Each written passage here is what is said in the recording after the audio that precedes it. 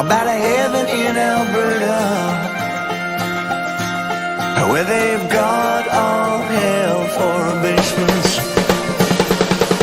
Yeah, I've lost my way,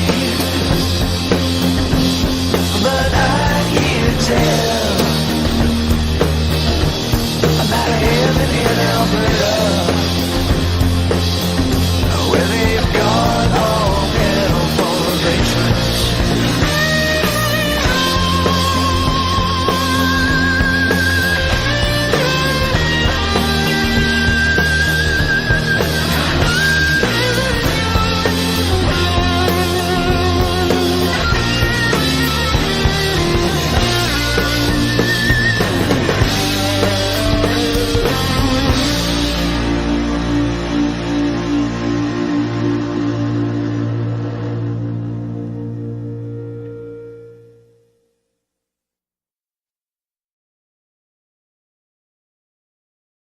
Hi, everyone.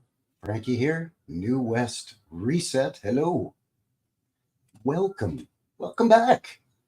Thank you very much for shooting in, joining a guy here for another one, another New West Reset live. And where are we at? Well, we're at episode 40. 40. 30. 30. Party? The big 4-0. So that's not bad. Yeah.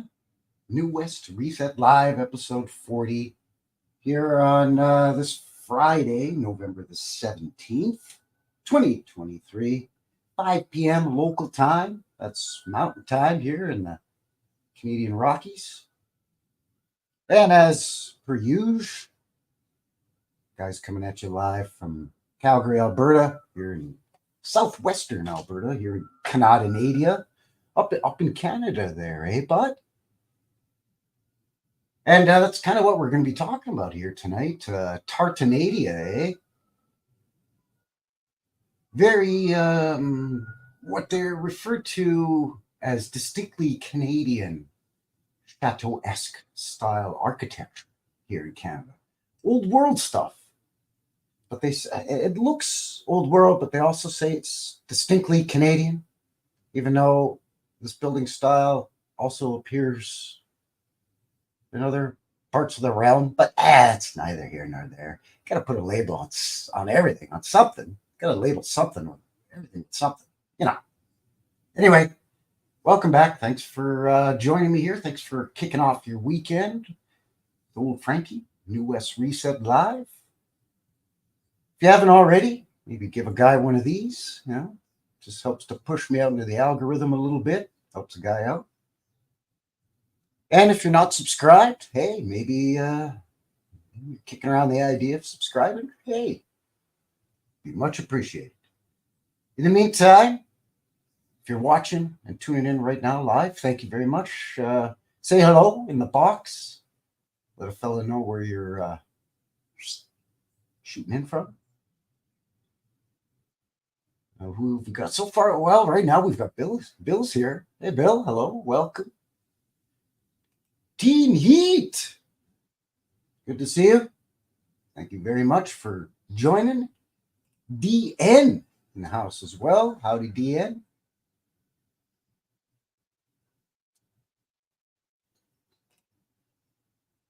Maritz is here from the Netherlands.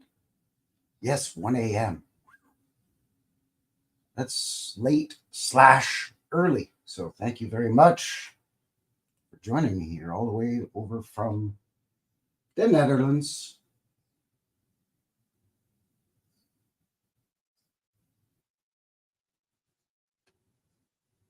So yes, tonight on the Big 4-0, we're talking about Tartanadian, eh?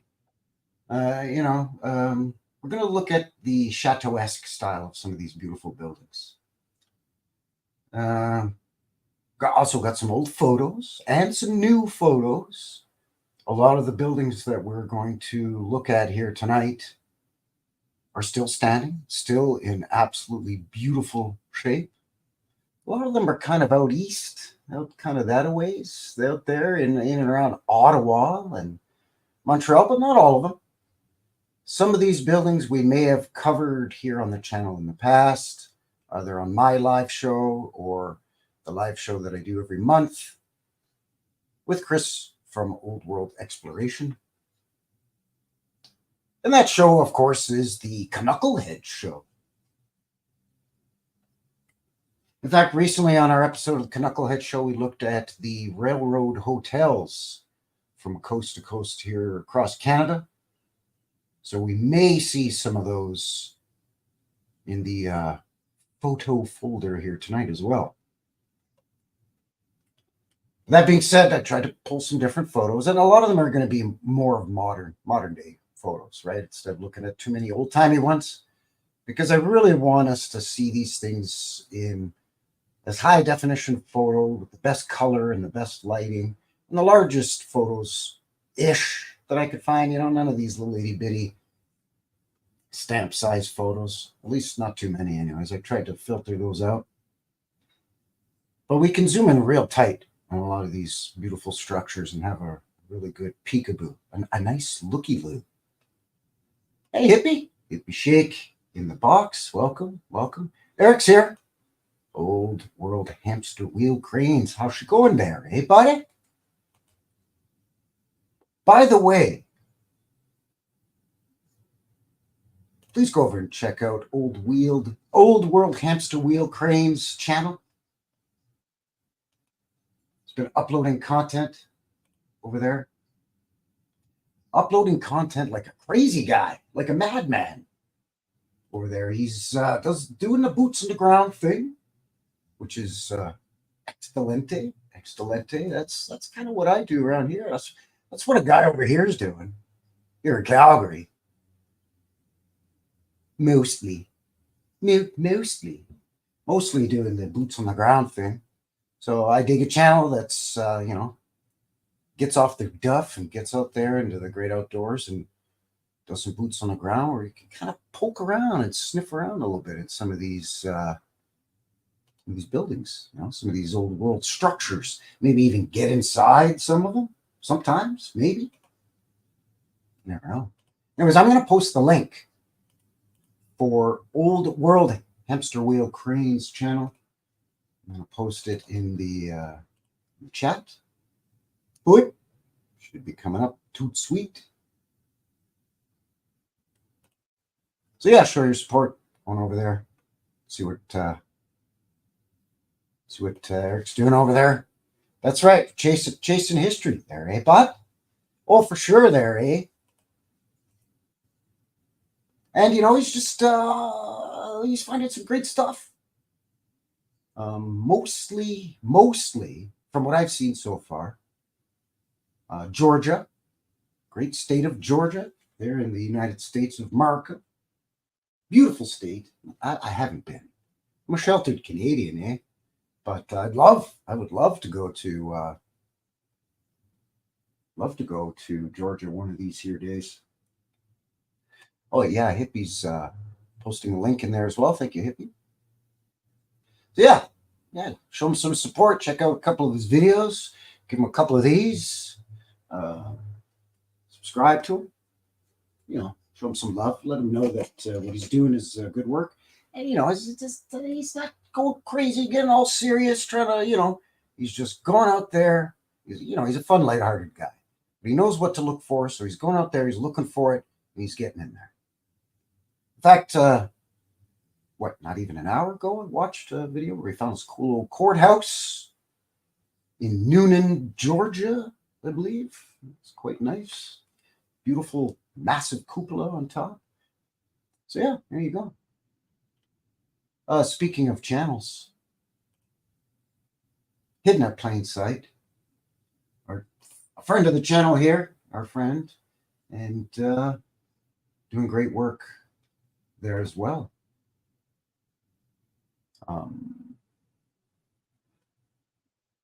Not exclusively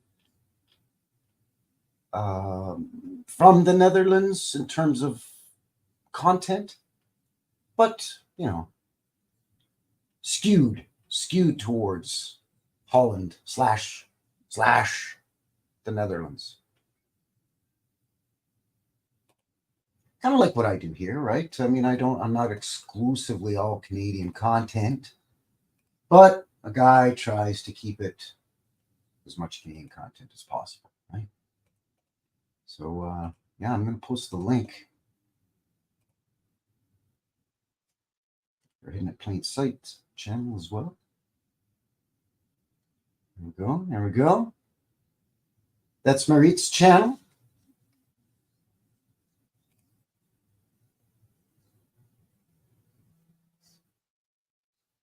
First Old World Eyes in Noonan. Yeah, I'd never even heard of Noonan. I don't even know how it's. What is that? Like about 10,000 people, something like that. Anyway, nice, cute little town, little city, large town slash little city, whatever the case may be.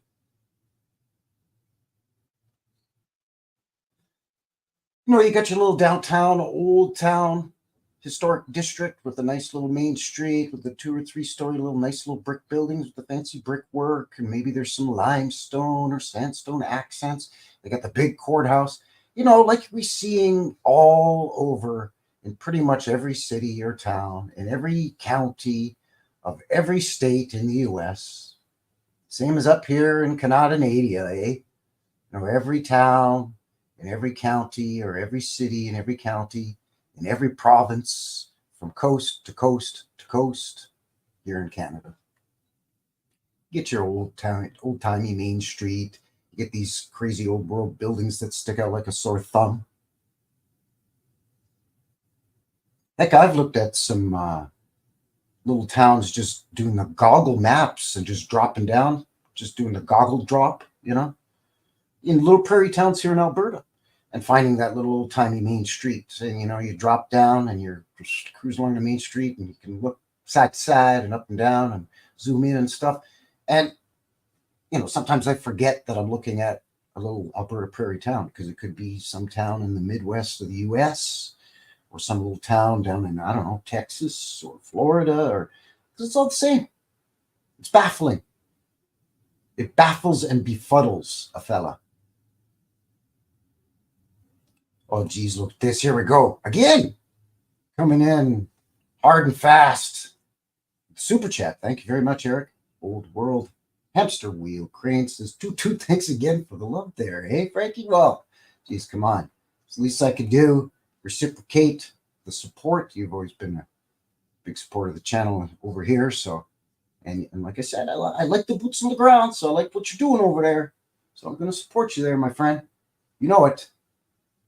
So yeah, thank you very much for the super chat. Appreciate that. Let's see here. Let's give you a little something here. Yeah, here we go. Another donation? Oh, hey! I know where that's gonna go. Ah, there you go. A little bit of the Frankie fingers for you over here, huh? Thank you. Appreciate that. It's older than Atlanta? Really? Oh, my Atlanta. It's older than Atlanta. Huh. That seems shocking. Shocking to me. This little town of Noonan, or little city of Noonan, older than Atlanta, Georgia. Really? It's, I keep saying that's shocking, or wow, I'm amazed. But, by now we shouldn't be, right? Was it last night? Yeah, last night. I was texting back and forth with my buddy Vincent. Vinny, no nonsense. I don't know. We got to come up with a good Frankie Fingers type nickname for my buddy Vincent, who's very often here in the box and very often comes with me when I do some boots on the ground explorations here in Calgary. He's got a great set of eyes, and he's good at spotting stuff. Very inquisitive mind, very intelligent man, and a good friend. And so I got to come up with a good Frankie Fingers-esque nickname for Vincent. Vinny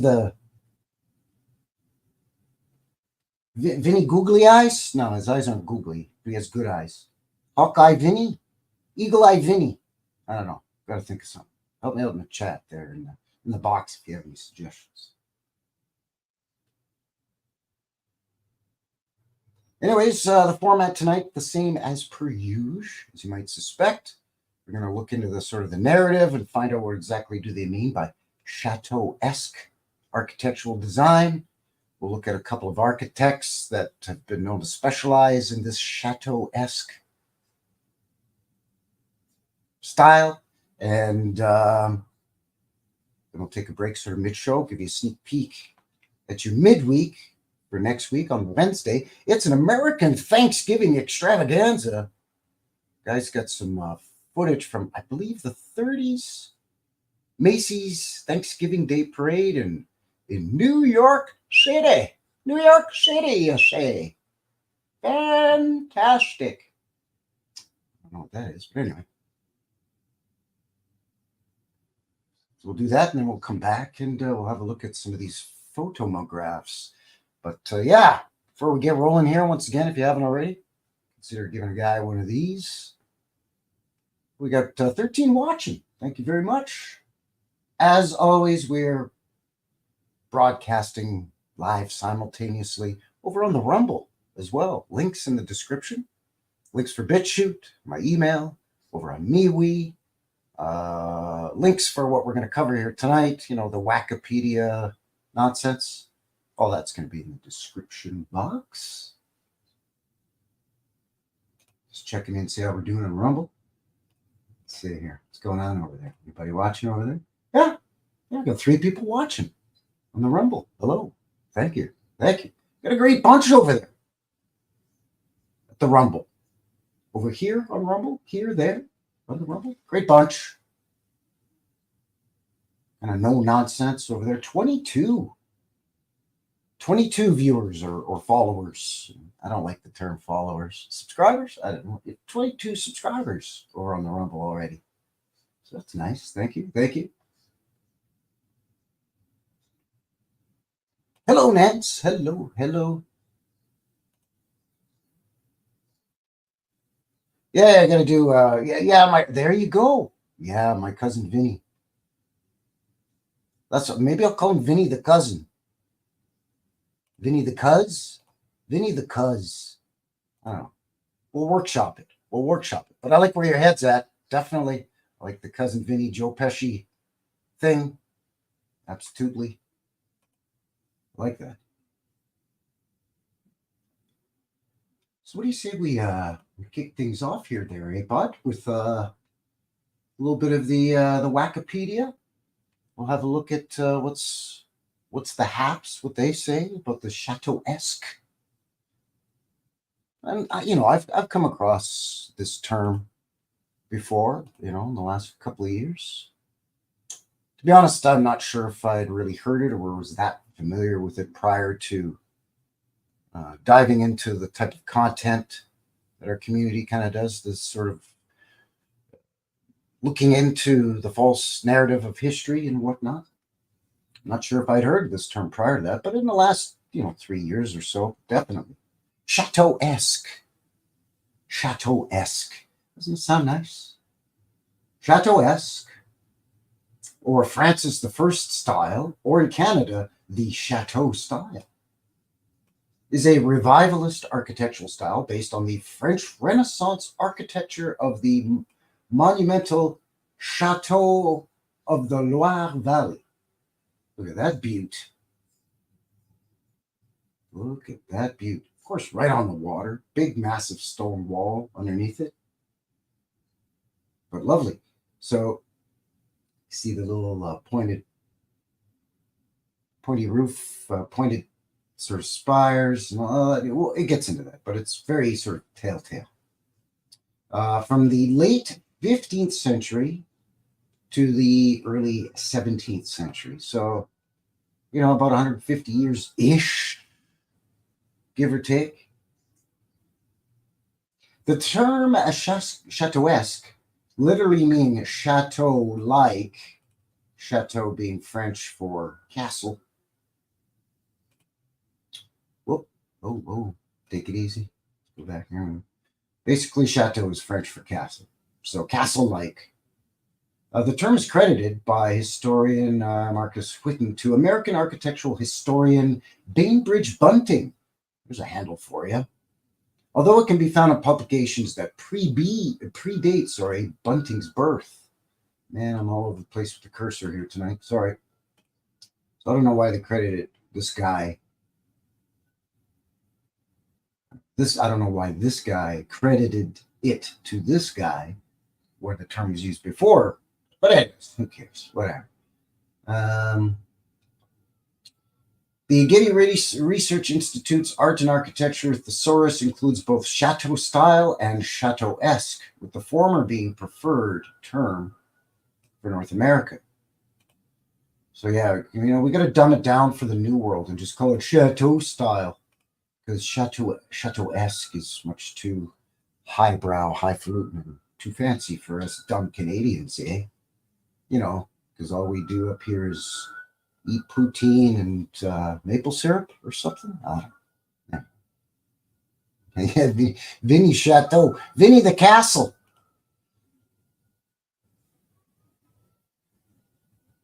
Ah, yes. Reed saying the city of I'm going to butcher this. Before I even try to say it, I know I'm going to butcher it, but I'm going to try anyways. Leeuwarden, where I live, is also a star city. Yeah. Well, here where the Chateau Frontenac is in Quebec City. Quebec City is also a star city. Fantastic. Love this. Hello, Ancient One. Welcome. Says just tuned in first time.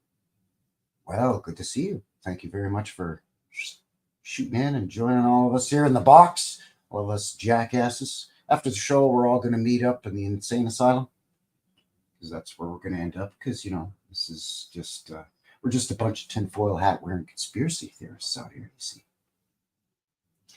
All right, so anyways, let's quit screwing up. The term frequently features buildings heavily ornamented by the elaborate towers, spires, and steeply pitched roofs of 16th century chateaux, themselves influenced by late Gothic and Italian Renaissance architecture. Sure, it's, gotta just kick the can down the road. Oh, Châteauesque is inspired by this, which is actually inspired by that. And understand that, yes, architects can be inspired by the works of past styles and past ages or epochs or centuries. I guess that's why we still see domes and pillars and spires and buildings built in the 1920s just as much as buildings that were built in the 1620s. Makes it kind of hard to verify dates, though, when buildings that are supposed to have been built 300 years apart from each other look identical.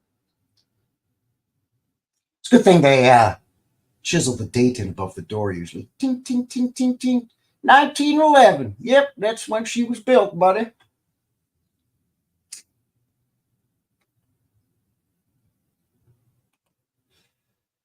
All right, so it says, despite their French ornamentation, as a revival style, buildings in the Châteauesque style do not attempt to completely emulate a French chateau.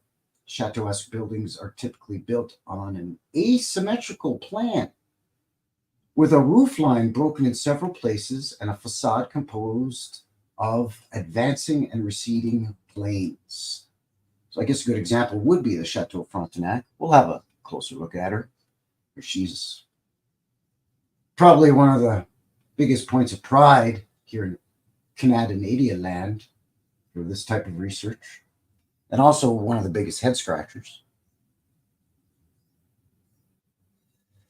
But you can see the steeply angled roof line with all the little spires, and then often there'll be turrets with conical domes, but it's a lot less dome and a lot more of these pointy little spires, and with dormers and sometimes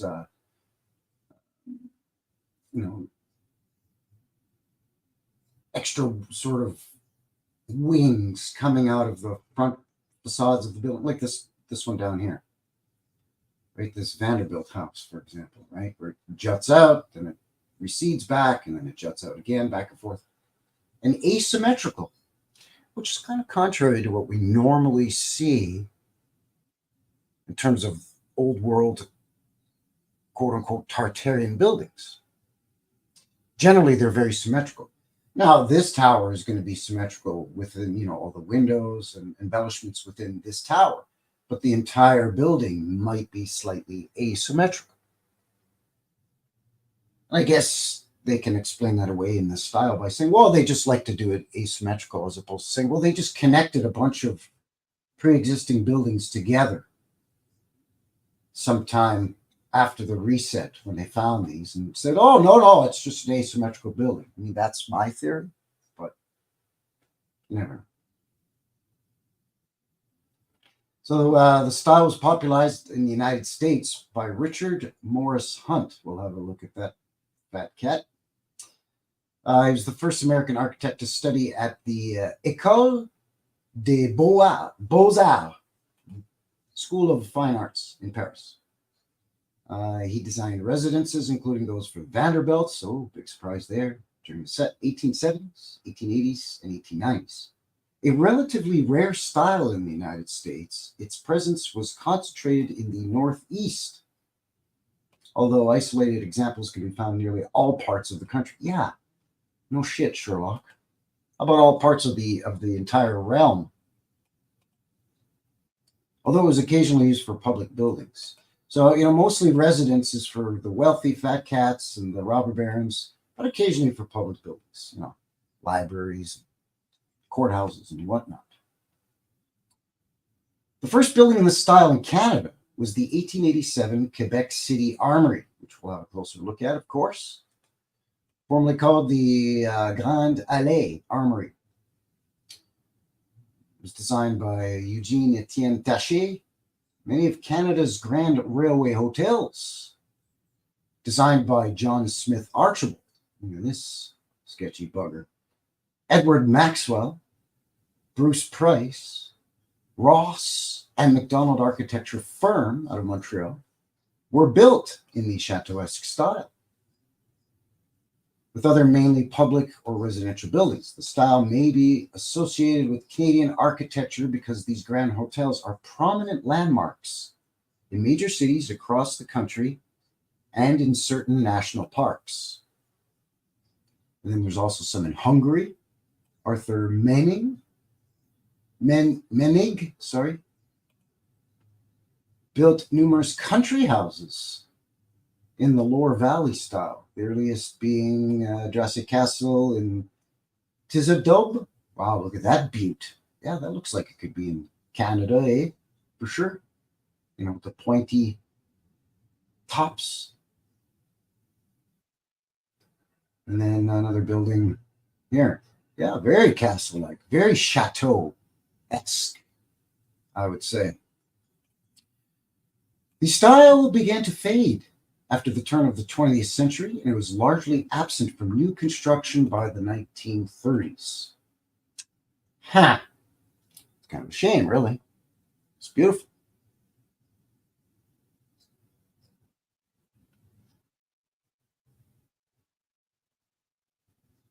So then they list a bunch of architects who preferred that style, and then they give some examples of some of the chateau-esque or chateau style.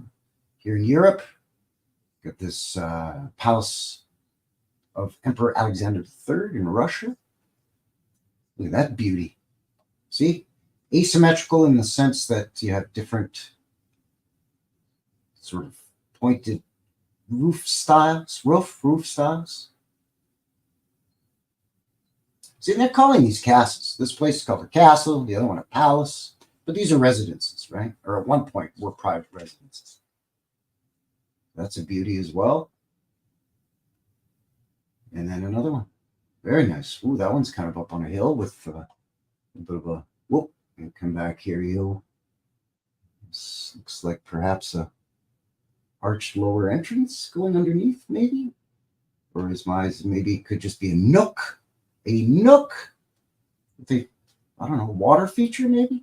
Hard to tell from that distance. Oh, look, the UK. Oh, look at that thing. That's nice. What do you suppose you need all this techie stuff all on top here for? It's just a college building. I mean, You're going inside to learn, right? You're not going to be sitting outside staring at the thing. That definitely looks like an English manor for sure. Buckinghamshire in England. Lovely. Oh, this one they even give it a French name, Chateau.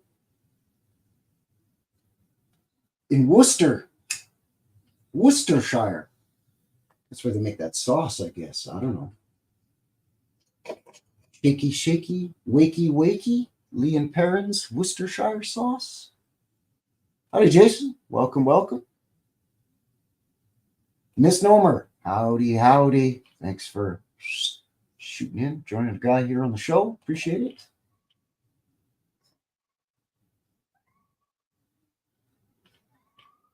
Look at this, Bose Museum, lovely. As an ambulance goes by outside. I do not, as a reminder, live in Detroit or Chicago. I live in Calgary, Canada. So I think the ambulances wait until, oh, Frankie's live. Let's ring the sirens. Anyway, look at this place. Again, lower entrances here underneath the these sort of arched lower entrances. This place no longer exists, obviously. Inley Manor. Nice. And of course, not to be left out of the game, America. Good old US of A. My favorite neighbors. Got to get a couple of Robert Barron houses in there. Vanderbilt House in New York, Manhattan, of course. There's another beauty, Newport. This one's in Redlands, California. Definitely looking castle-like there, I would say. Carey Mansion, nice. Conical dome with a turret there in the corner. Oh, the Biltmore Estate. Yes, well, I'm sure many of us have looked at this one in the past in Asheville, Carolina. This one fooled me for a second. I was like, wait a second, how long has that been in Orlando? Oh, it was built in the 80s in Disneyland or Disney World. It's like, oh. But as you can see, this proves the point of the narrative, is that it's very distinctly Canadian style, the Châteauesque. So much so that they made it the Canadian Pavilion in Disney World, Florida. And to this day, that building is still there. Of course, they got to get their Indigenous First Nations totem poles, you know, from the West Coast Native Canadian First Nations. But yeah, I thought, wow, it looks pretty authentic. I'm not going to lie. It's very authentic, you know, with the point and the little dormers. Yeah, that one, I was just, that one threw me for a loop for a second. Castle House. That's a beaut. Yeah, very nice. Oh, a police station. Sure, why wouldn't you designate that as a police station? Hey, why wouldn't you design a police station to look like that? Wow, and that's in Detroit. I'm surprised that place is left, you know, has been allowed to be left standing and looks in beautiful shape. Because we all know what they've done to poor Detroit. You know, it used to be a golden city, and they just destroyed it. Hey, Maggot. Welcome, welcome. Good to see you. Howdy, howdy. Annie's here as well, Orphan Annie. Hi, Annie. Thanks for shooting in. Oh, of course, the ever-famous Stadium High School in Tacoma. That thing's a beauty. I've been to Tacoma. I wish I had known then what I know now. I could have gone and had a look at this thing. Spent the day in Tacoma, just a road trip vacation through British Columbia, and down into Washington State in the U.S., into Oregon, and then back up, shooting in through Idaho.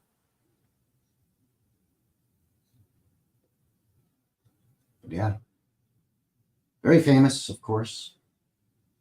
Oh, the Kimball House, yeah, another Robert Barron house. Private residence, that's a beaut. And another one. Oklahoma City. Now we'll take a look at some of these Canadian ones. We'll skip this, but yeah, there you go. I mean, some gorgeous, gorgeous examples of some places. Gotta tell you. Let's have a look at this Richard Morris Hunt feller and see what he's all about, because it's always good to have a look at these guys. As we already heard, he's an American architect, 19th century, eminent figure in the history of American architecture. He helped shape New York City with designs for the 1902 entrance facade and Great Hall of the Metropolitan Museum of Art. The pedestal for the Statue of Liberty and many Fifth Avenue mansions, since, of course, destroyed. So he designed the fancy stuff around the facading and everything around this entrance to the Metropolitan Museum of Art. MoMA. Of course, the this thing here supposedly he designed. Right. Okay. And of course, a lot of the fancy schmancy homes that used to line Fifth Avenue that aren't there anymore.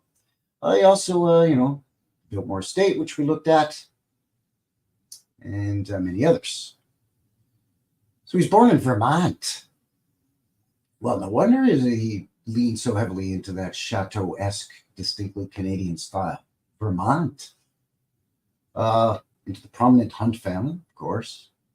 His father, Jonathan Hunt, was a lawyer and U.S. congressman, whose own father, Jonathan Hunt Sr., was lieutenant governor of Vermont. Hunt's mother was daughter of some merchant, and a member of influential Leavitt family of Suffield, Connecticut. There you go.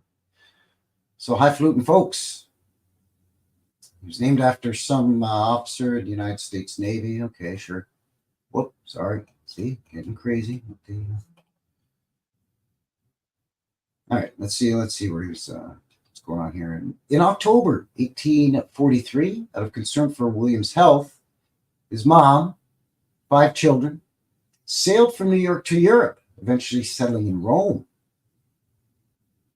I guess it's good to have that kind of cash. There, Hunt studied art, but was encouraged by his mother and brother William to pursue architecture.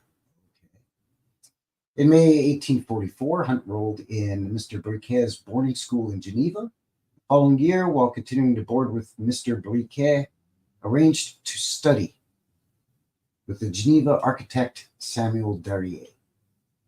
In 1846, he entered Paris, Atelier the architect Hector What's-His-Face, while studying, yada yada. Okay, the Beaux-Arts, there it is.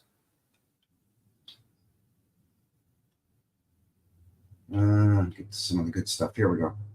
There's a couple of things that jumped out at me that I want to make note of here. So we're kind of skipping around. Again, links for all this in the box below if you want to do a bit of a deeper dive on it.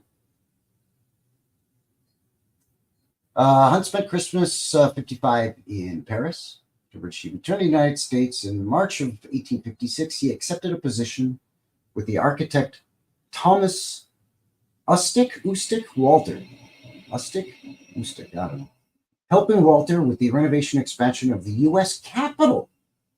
And the following year moved to New York to establish his own practice. Hunt's first substantial project was the 10th Street Studio building, where he rented space. So he built the building that he would rent space from. So where did he design the building?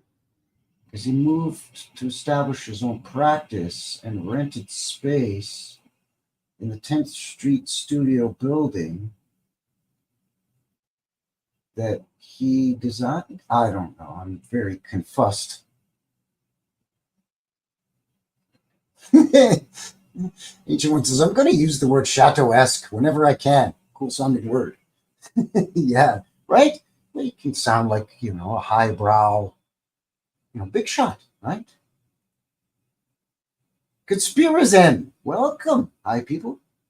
Looking for the old world reset in South Texas. Oh, yes. Yes. Definitely wacky stuff going on in Texas. I'm up here in Alberta, Canada, but as you may or may not know, it's kind of Canada's version of Texas up here in Alberta. You see the cattle and the oil and the cowboys and stuff, and the rodeos and country music. We don't have the, the Gulf and the ocean and all that, but we get the Rocky Mountains. So that's nice. I myself am not a cattle rancher, although I do like to go to a good rodeo.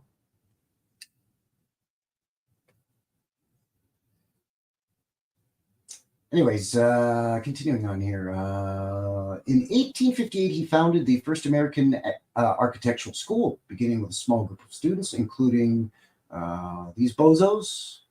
You got a stash on that guy. Nice mustache there, eh, buddy? Bet you he doesn't get that in his soup. William Robert Clare, looking a little bit like Sigmund Freud. Henry Van Brunt, no photo available, I guess. And Frank Furness. Can't be that guy's real name. Another glorious mustache, though, part of the Mustache Club.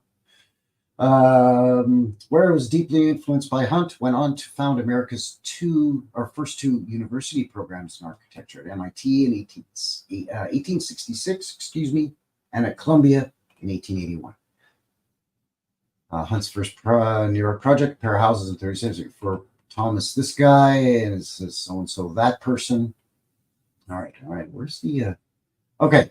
It was these early years that Hunt suffered his greatest professional setback, the rejection of his formal classical proposal for the Scholars Gate, the entrance to New York's Central Park at 60th Street and 5th Avenue.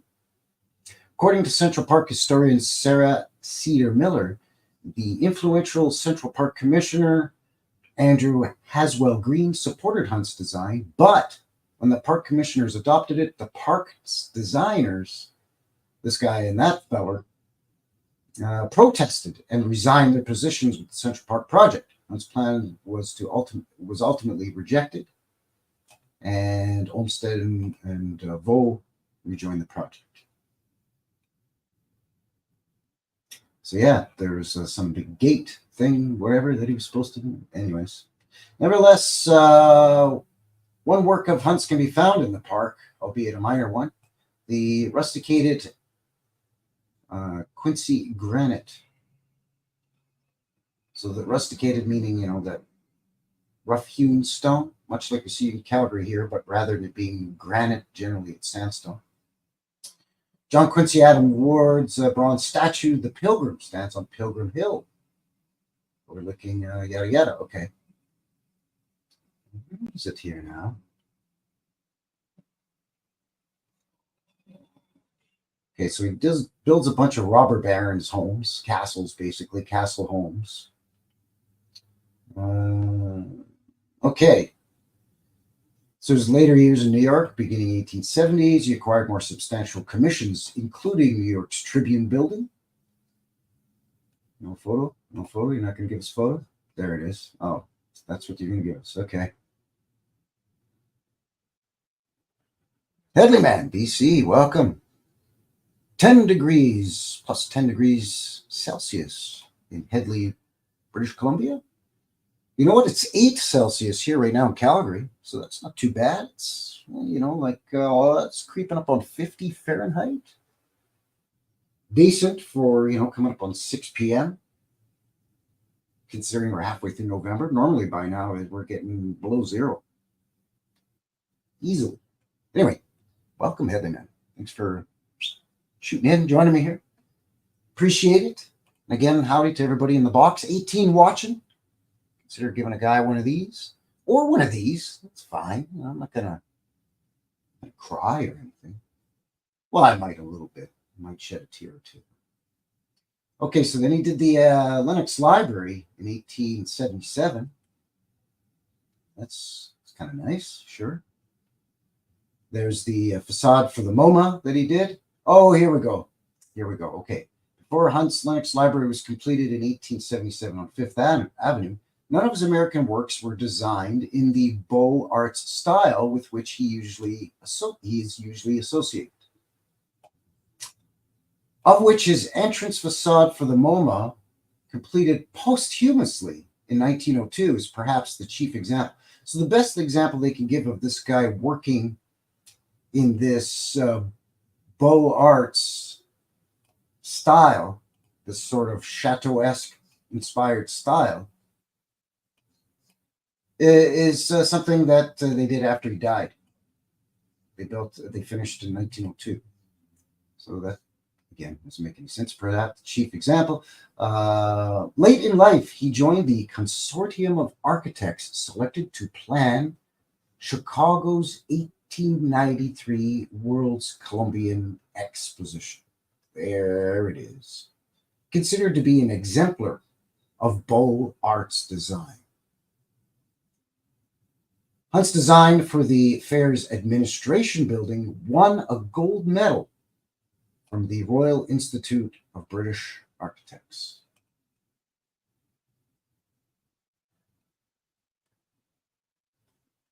So there it is. He also built that thing. Beauty. And a bunch of other stuff. So yeah, there you go. That's not suspicious at all. This guy's in cahoots with, the Chicago World's Fair. One of the architects on that team. Even though previous to that, he had never designed, architected anything in the style that was his preferred style. Aside from, again, the entrance to the MoMA, which was finished after he died. And then all of a sudden, he just joins the architectural group that does the Chicago World's Fair, and the building that he's chiefly known for designing wins the gold ribbon or the gold medal or the kiss on the forehead or the slap on the ass or whatever. Really? Huh. That is that's some weird, wild stuff. Nat says, I have a Beaux Arts book of New York building. Well, that'd be nice. Like a picture book. Coffee table style book, maybe? That would be really, really very, very fascinating, actually. I mean, even if it wasn't a coffee table book and it was sort of 50-50 text and pictures, also very fascinating, I would think. All right, so what else have we got going on here? We looked at, oh, yeah. Yeah, let's do this. I'm going to share this with you as well here. This is probably one of the best known examples here in Canada, here in Canada land. Tartanadian. This is Tartanadian right here, Parliament Hill, the Parliament Hill building, which is actually more than one building. It's an entire complex of structures, right? But it's very famous here in Canada, obviously. So let's have a quick look at this. Parliament Hill, colloquially known as The Hill, is an area of Crown land on the southern bank of the Ottawa River in downtown Ottawa, Ontario, Canada. It accommodates a suite of Gothic Revival buildings whose architectural elements were chosen to evoke the history of parliamentary democracy. I don't know how architecture could evoke history of governments, but okay. Parliament Hill attracts approximately 3 million visitors each year. The Parliamentary Protective Service is responsible for law enforcement on Parliament Hill and in the precinct, while the National Capital Commission is responsible for maintaining the 9-hectare or 22-acre area of the grounds. Development of the area, which in the 18th and early 19th centuries was the site of a military base, into a governmental precinct began in 1859 after Queen Victoria, we are not amused, chose Ottawa as the capital of the province of Canada, following several extensions to the Parliament and departmental buildings, and of course a fire in 1916 that destroyed the center block. That's what everybody kind of thinks of when they think of Parliament buildings. Parliament Hill took on its present form with the completion of the Peace Tower in 1927. In 1976, Parliament buildings and the grounds of Parliament Hill were designated National Historic Sites of Canada. And since 2002, an extensive $3 billion renovation and rehabilitation process has been underway throughout the precinct's buildings that is expected to be completed after 2028. So a 26-year project just to refurbish and rehabilitate and renovate. That's right, Bill. Crown land, being owned by the Crown.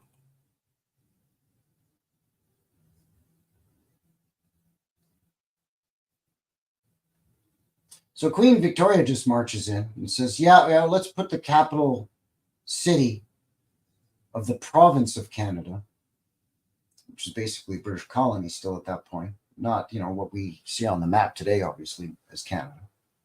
Yeah, just put your capital here. Like some fat old fuddy-duddy with a crown who sits around in Buckingham Palace over in England knows how and where to build your parliamentary buildings for your government. But anyway, that's fine. Who cares? Parliament Hill is a limestone outcrop with a gently sloping top that was originally covered in primeval forest of beech and hemlock trees. For hundreds of years, the hill was a landmark in the Ottawa River for First Nations people and later for European traders, adventurers, and industrialists making their journeys to the interior of the continent. After the founding of Ottawa, which was then called Bytown, the builders of the Rideau Canal sited a military base on the hill, naming it Barrack Hill. A large fortress was planned for the site following the War of 1812 and the Upper Canada Rebellion, but the threat of an American invasion subsided and the project was scrapped. So in 1858, Queen Victoria selected a capital of province Canada, yada yada. Barrack Hill was chosen the site of new parliament buildings for its prominence over the town and the river. So there's already a town there, they're saying. And then they decided, she decided to make it the capital and build it here. I don't know, it's crazy. Because the Crown already owned the land. Oh, sure, yeah, there you go. So contracts to build the center block and departmental buildings were separately awarded. So different contractors, different architects, different construction companies and subcontractors to build all of these buildings, even though they managed to all look the same in terms of overall aesthetic, the style, everything. Anyway, okay. First was awarded to the team of Thomas Fuller and Chilton Jones. Chilion Jones, that's a crazy name there, buddy. With their Victorian High Gothic scheme of a formal symmetrical front facing it. Wait a second, I thought they're supposed to be asymmetrical because it's Châteauesque.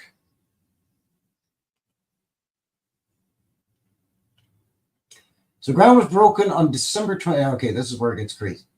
December 20th, 1859, they break ground. The first stones were laid on April 16th the following year. Prince Albert Edward, Prince of Wales, not him, but this guy, laid the cornerstone. Yeah, well, he's a 33rd degree Mason, so not surprised.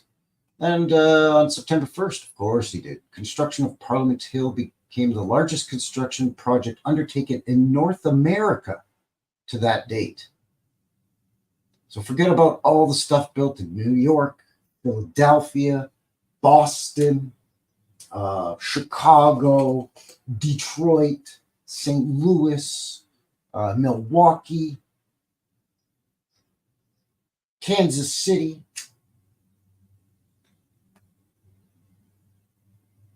Nope. Apparently up here in the middle of nowhere, a bunch of fur traders in Canada land, we're going to have the biggest project to date, up to that date, in North America. Building the government buildings so they can vote and make up laws and stuff.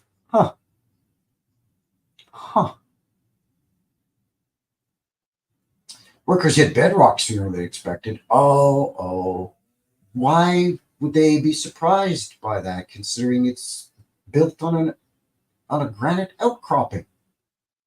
So that necessitated blasting. Oh, of course, to complete the foundations, which the architects had altered to sit 17 feet deeper than originally planned. Huh. Why did they all of a sudden do that? That sounds wacky. By early 1861, the Canadian Department of Public Works reported over 1.4 million had been spent on the venture, leading to the closure of the site in September and the covering of the unfinished structures with tarpaulins until 1863. So for 2 years, when construction resumed following a commission of inquiry. Hey, what's going on with all this money you guys are spending? I don't see much going on over here. Shut it down now, right?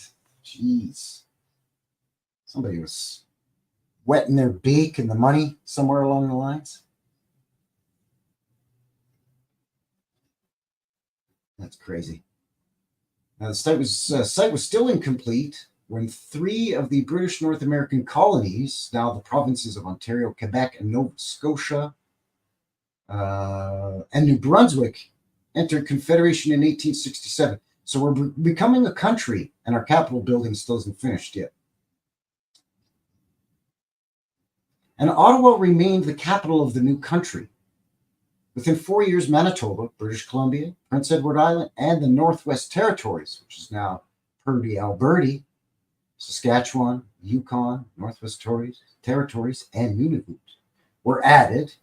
And along with the associated bureaucracy, the first 3 required representation to be added to Parliament, the offices of Parliament spread to buildings beyond Parliament Hill. So they couldn't build this thing fast enough, apparently, because the country was growing so quickly, and so many regions were becoming provinces, read like states in the States, and joining the Union, or up here in Canada, the Confederation of Provinces.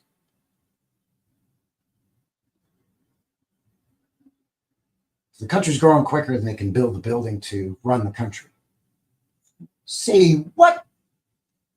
The British military allocated a 9-pounder naval cannon to Ottawa's British Army garrison in 1854. The newly created government of the Dominion of Canada purchased the cannon in 1869 and fired it on Parliament Hill as the noonday gun, which was colloquially known as Old Chum for many years. How many? We don't know. They did it for many years. Many could be 3. Many could be 103. How long did they shoot this thing every day? Yeah. By 1876, the structures of Parliament Hill and the surrounding fence and gates were completed. Thank goodness they put the fence up. The grounds were designated with the help of designed with the help of architects Thomas Scott and Calvert Vaux. Following the death of Queen Victoria in 1901, she was not amused. In late September that year, Prince George, Duke of Cornwall, later King George V, Queen Victoria's grandson, dedicated a large statue that stands on the hill in the late Queen's honor. Here we go. Here's some good stuff. Fires, incidents, and renovations.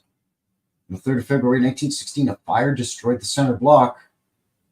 Despite the ongoing war, Governor General Prince Arthur, Duke of Connaught, that guy, relayed the original cornerstone on the 1st of September, 1916, exactly 56 years after his brother, the future King Edward VII, had first said it. Sure, okay, yeah, whatever you say. 11 years later, the rebuilt center block was completed, and a new freestanding bell tower was dedicated as the Peace Tower.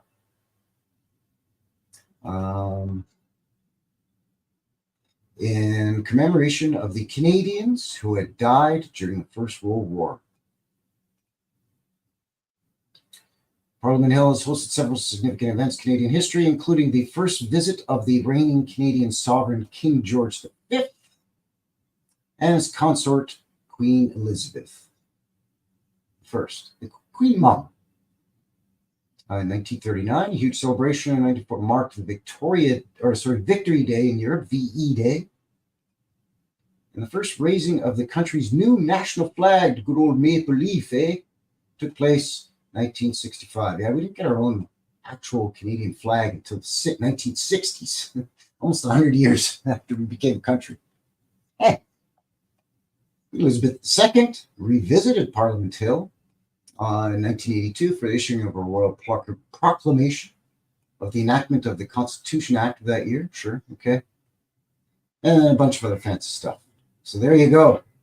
So as you can see, Parliament Hill, or the Canadian Parliament building, as you can see from this map, isn't just that one building, the tower, and of course the library, Parliament Library behind it. But it's a whole bunch of buildings, the East Block, the West Block, a bunch of stuff, even way over yonder, all here on Wellington Street. So it's a mass complex of buildings here. How's everybody in the chat doing so far?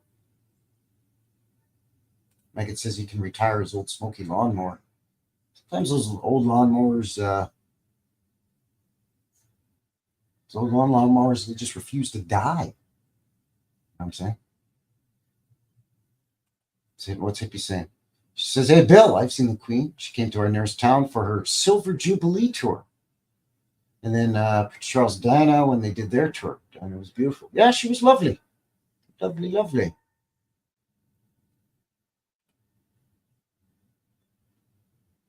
I have not seen any of the royals, although they have come to Calgary since I lived here. I moved here in 1980 when I was 10 years old. So, yeah, 43 years ago already. Wow. Just going to light my smoke, eh? Don't smoke, kids. It's not healthy. Jibber jabbing so much, my cigarette goes out. Anyway. Yeah, the royals, King George V, King George VI, VII, all the kings and queens, Victoria, Elizabeth, and all them. They love coming over here to Canada, eh? They love going out to, they stay in all the old world buildings that are now hotels, right? Like the Palliser Hotel here in Calgary, or the Banff Springs Hotel in Banff, which we're going to look at here later in the show. All of these Châteauesque, Canadiana, Tartanadian buildings there, eh? But I'm not much of a Royals follower. I could, whatever, I kind of don't mind that King George V, though, because he didn't run away during the war. He actually was, like, the leader of, like, I don't know. I saw a video of him like inspecting the tank brigade of the infantry, World War I, British tank brigade. Bombs going off in the background. And I thought to myself, King's just out there, a couple 100 yards away from where bombs are going off, just checking out the tanks and inspecting the troops. Guy's got a set of cojones on him. Got to hand it to the guy. He didn't tuck his tail and run like a yellow belly.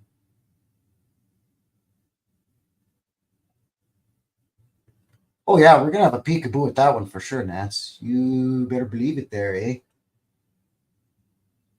Speaking of which, what are we looking at here? We're about right around the 1 hour mark. So what do you say we take a quick little break here mid-show? I'll give you a sneak peek at your midweek. For next week coming up on Wednesday, vintage footage. And it's going to be for American Thanksgiving. Because, up here in Canada, we have to have our Thanksgiving like a month earlier, eh? Because it gets so much colder earlier up here, eh? We get the snow coming down and the frost. And, you can't harvest the crops no more because it's frozen. So you got to harvest your crops, in like September, October. Then you have your harvest celebration / Thanksgiving, right? Have your turkey and your pumpkin pie and your candied yams or your sweet potato pie, mashed potatoes and gravy, maybe some Brussels sprouts, maybe some steamed broccoli, maybe some corn on the cob. Huh? A few libations and celebrations. That said, November the 23rd is American Thanksgiving. So I'll give you a sneak peek at your midweek for Wednesday, the 22nd, Macy's Day Parade. Howdy, Logan. Welcome, welcome. Thanks for shooting in. See you. So yeah, let's have a look at the midweek. It's about, what do we, I think it's about 2 minutes, 2.5 minutes.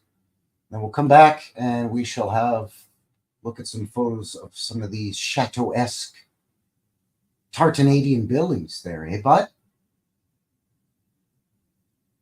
So let me just cue it up.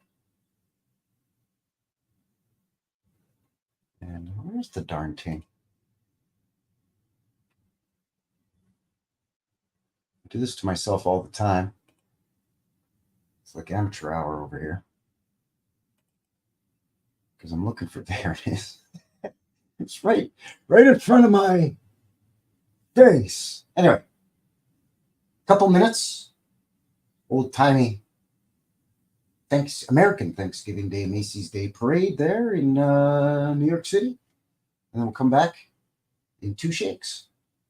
Stick around, be right back.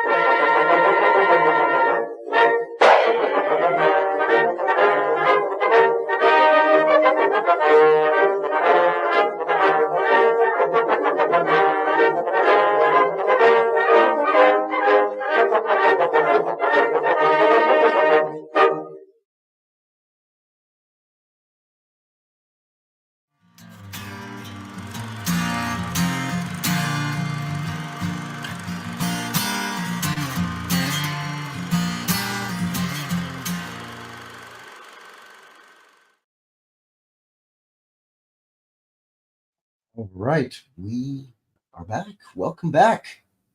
Thank you very much once again for shooting in and joining a fella here. New West Reset Live, episode 40, the big 4-0 here on this Friday, November the 17th, 2023.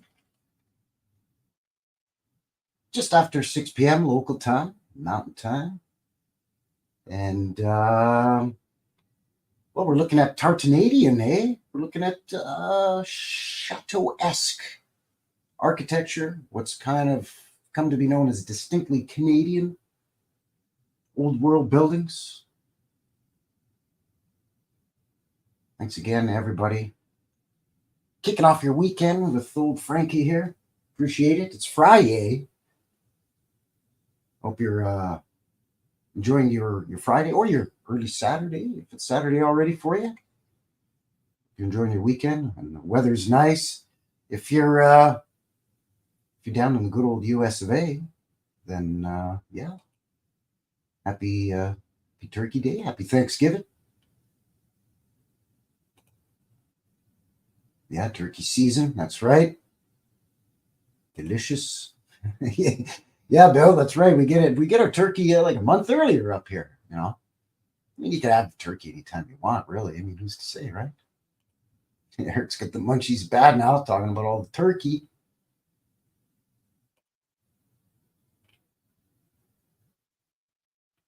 So again, thanks for shooting in, joining. If you're just kind of lurking, maybe jump into the box, say hello, say hi to a guy, let me know where you're shooting in from. You know, if he's over in Wales there in the UK.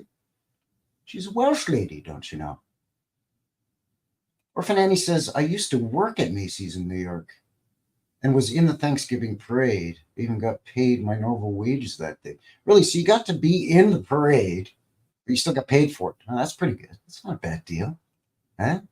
Did they feed you and water you and everything too? I hope so. What'd you do in the parade? Did you play an instrument? Did you march and play like, I don't know, trombone or something? Or did you hold one of them floats? I hope I don't get pinched by Disney, by the way, because there was a lot of Disney characters in that old footage there. So hope Disney doesn't come after old Frankie here. Well, that wouldn't be good. You know, we'd have to get Frankie Fingers after him, maybe.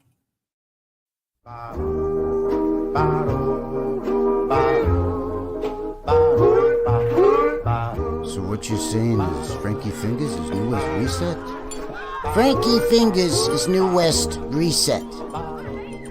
I don't understand. Okay, I've been trying to tell you. I'm trying to tell you, Frankie Fingers is New West Reset. New West Reset is Frankie Fingers. So it's the same guy. Same guy.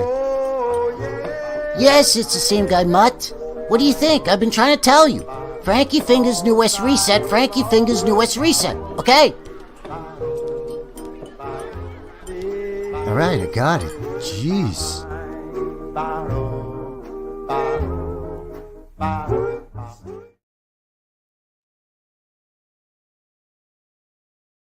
Ah, characters dressed in a costume. Nice. And I guess that would be. I guess it wouldn't be too. I guess it would be better than if, I don't know, there was a Thanksgiving Day parade like down in, I don't know, Texas or something. It'd be hot in one of those costumes, you know? At least in New York, it's kind of chilly by Thanksgiving. Eh? Logan's in Whitefish. Whitefish, Montana? Is that where you are?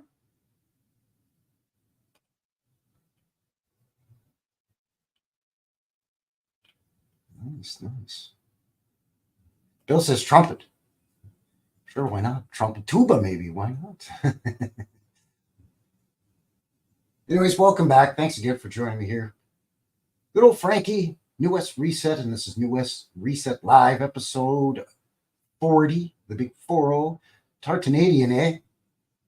And we're going to look at sort of what's become known as the distinctly Canadian architectural style of Châteauesque. So there's hotels, which basically are like castles, armories, which basically are castles, government buildings, dare I say, basically, you know, castles. Old world mansions, you know, Canadian versions of the robber barons, you know, we had our mansions up here too. Much like the Vanderbilts and all them down in the US. So if you're just joining, thank you very much. Appreciate you kicking off your weekend with me. And what do you say we have a look at some old photomographs? What do you think? Yeah, let's do that. Let's look at some old photomograph. Well, not just old. Just open up my folder here, my file. We'll have a peekaboo. What's going on? There we go. Like I said, most of these actually going to be newer photos because I want to get some really nice, high quality photos, best I could. It's the picoulated old school ones from the 1890s. Although there is going to be some in here from the 1920s, and some from the 19 teens when it comes to some of the fires. Of course, fires, you say, Frankie? What nonsense! These old world buildings never caught fire and burned to the ground. We're talking crazy talk. We're talking crazy. All right, let's see what's what. I'm going to start it off here with the Royal York Hotel, right there in Toronto, in the T.O, Toronto, Ontario. Not my favorite city in Canada. There's some great old world buildings, and this is that Châteauesque style. You can see there the severe angle, the multi-dormers in there that also have their own little cupolas or whatever you call those over the door. I guess that's the dormer, the windows with the dormers. You get your ether fencing and all kinds of crazy stuff going on. But you know what they're talking about, where it extends outward and then it recesses and then extends and then recesses. And even within the main portion of the building, it extends, recesses, extends. And the reason why it's called the Royal York is because Toronto used to be known as the city of York. Again, you know how they like to change things to confuse the narrative, decades or hundreds of years down the road, right? Because New York used to be New Amsterdam. So when New York City was still called New Amsterdam, Toronto was called York.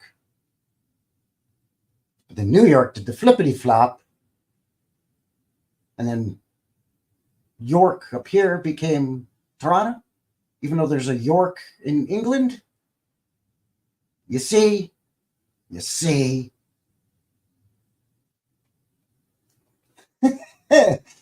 Wowee, another super chat. Thank you very much. Old world hamster wheel cranes coming in for $2 again with I need poutine in a bad way now. Yes, indeedy.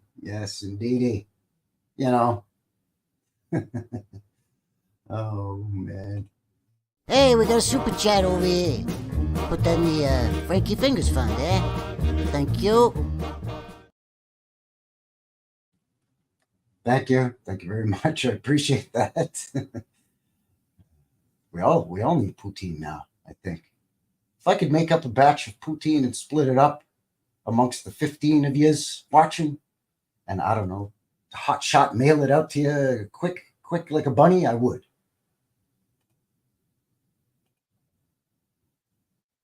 My Sherry Anolani.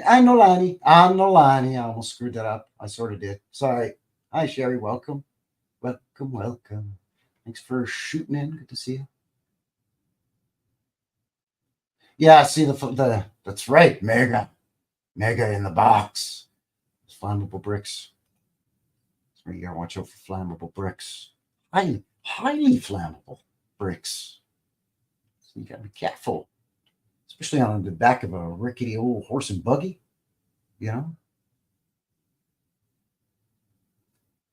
Pre-railroad, because how were they getting the bricks from the brick factory / brickyard to the job site? Pre-railroad. Horse and cart, horse and buggy. Oh, shimmying and shaking. Ooh, got to be careful. Those bricks are as flammable as the little flasks of nitroglycerin that apparently they used to blast through mountains with. Building the railroads. Yeah.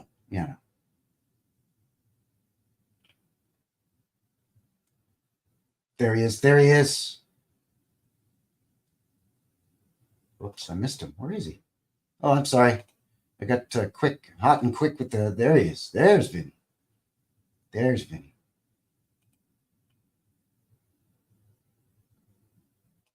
Maggot says we got a York down the road.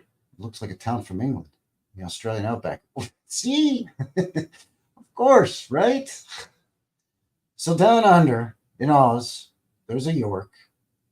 No doubt the narrative is that it's always been called York, and it was named after York in England, much like Toronto used to be called York, and it was always York till they changed it to Toronto, and that's because it was named after York in England, you see. Yeah, that's right, Vince. Well, and that's you have firsthand experience, don't you? Out there, Hotel Vancouver. The one, and we're going to look at that one too, because you're right. This is basically looks like a larger version of the Hotel Vancouver. But that's the third iteration of the Hotel Vancouver, is it not? Because one burnt down and the one they tore down or something. It's confusing, I think. Kim Ray's in the house. A local Alberta gal. Good to see you, Kim Ray, our old friend. Howdy, howdy. Welcome. Yeah, just carry them in the buckets. Buckets. Anyways, this thing's a beaut. But see, again, it speaks to the asymmetrical. The Châteauesque style is also known for its asymmetry. So while this is symmetrical onto itself, and these might be symmetrical onto themselves, there's another portion that juts out here that may not jut out on the other side. And they say, well, that's part of that Châteauesque design. And also, take note as we run through the file here. The roof is going to be either green or red, or sometimes kind of a brownish, burgundy-ish sort of brown, reddish brown, deep reddish brown, darker than brick red. Almost completely brown, but with a red hue, a reddish hue, a rosy tinge. I don't know, whatever. Anyways, move along. Here's another shot of it, just from a different angle, different lighting. You can see, you've got your arches here, and then within that, the double arch. You've got some kind of circular motif going in here. Peaked arches here. The facading of the block is either big blocks or those thick tiles. Either way, lovely. All this green here as well. It could be brass, copper. Something looks like it may have been scrubbed here, but gargoyles and all the fixings, right? All the fixings. And there's the asymmetry that we're talking about here. Not to say that this could have been a separate building, and then the fools came along and built this to tie them together and say, oh yeah, no, it's always been. This one is kind of one of the few tiny picoulated old pictures, but gives you a shot here from Lake Ontario of the Royal York Hotel in 1930. You can see it's all around it is built up. You can see there's sub-levels going down the hotel, the base of the hotel here, right? These large arches and then smaller arches above as well. Again, my apologies for the quality of that one, but it's kind of the odd one out of the bunch. So we do have a construction photo. Oh, by the way, I'm sorry. Our guy got ahead of himself. Build dates on this from 1927 to 1929. So a 2-year build on that massive baby. And there's construction photos. So sometime between 27 and 29, this photo was taken just before the stock market crash. You can see there it says Royal York Hotel. Doesn't look like much going on. I'm not sure why they're still using this old primitive technology of these hoists rather than, we're almost into the 30s. Why they're not using steam cranes or even diesel cranes at this point, I'll never know, especially for such a large project.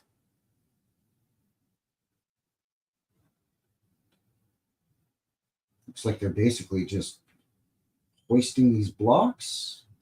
which is strange because they have an elevator. I don't know what's going on with that one.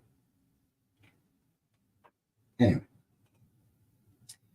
this is the Hotel Vancouver that Vinny was talking about. Build on this is a little bit more of an easier pill to swallow, 1928 to 1939, at least as far as I could tell for this iteration, which is, I believe, the third iteration.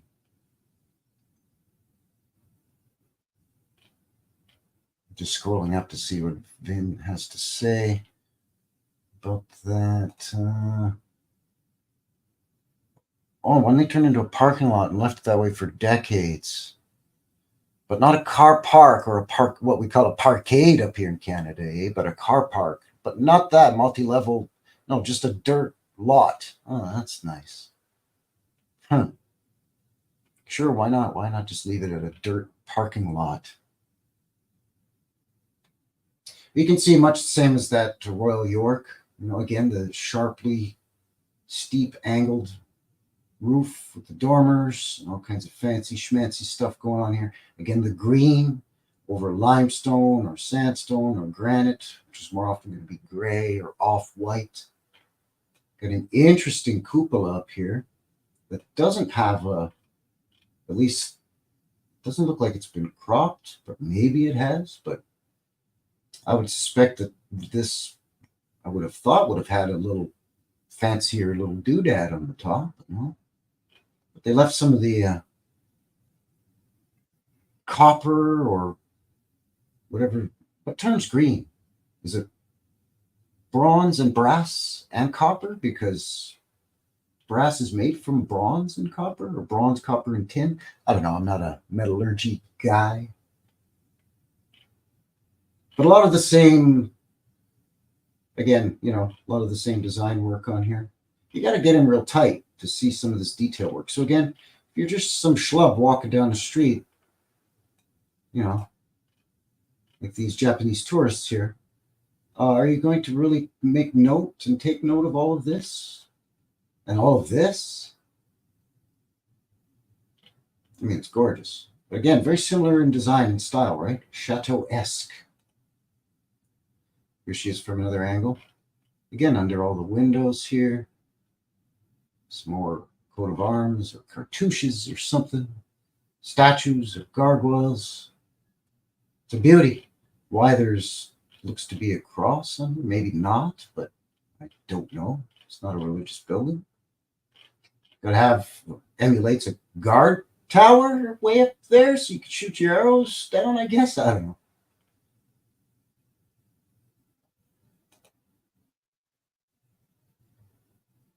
This is a shot from the 30s.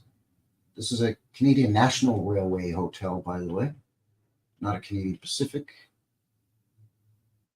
See, it still has a contractor sign over it, so it's not even open yet at this point. E.J. Ryan Contracting Company Limited. General contractors and engineers. Canadian National Hotel. Okay. Just about ready for the grand opening, I guess. Ribbon cutting ceremony.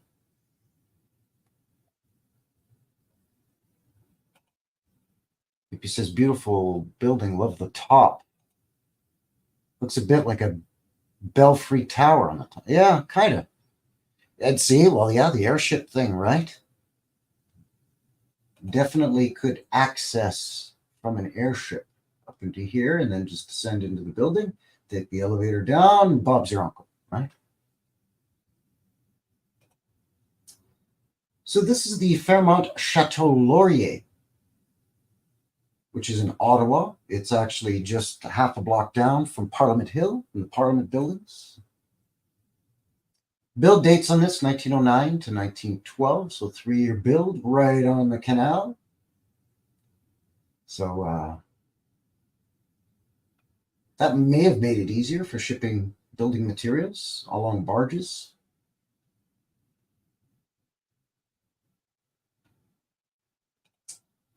I wasn't seeing any, right? No hamster. I know it's a bummer, man. Love to get an eye full of those things. Here's the thumbnail. I mean, look at this thing. Tartanadian, eh? Again, that roof style, some green there, a little bit of, again, the auburn or reddish brown, just gorgeous details. But way up here, and then you can see the substructure and the substructure and the substructure, and then the stone wall, and then it continues to descend down to the Ottawa River. And this is very intriguing over here as well, this old bridge. Of course, this building in the background with these beautiful pillars, the fantastic capitals on top. But I mean, could this thing be in a, Eastern European country? Absolutely. Pick this up and plop it down in Transylvania or Romania, Czech Republic or Slovakia.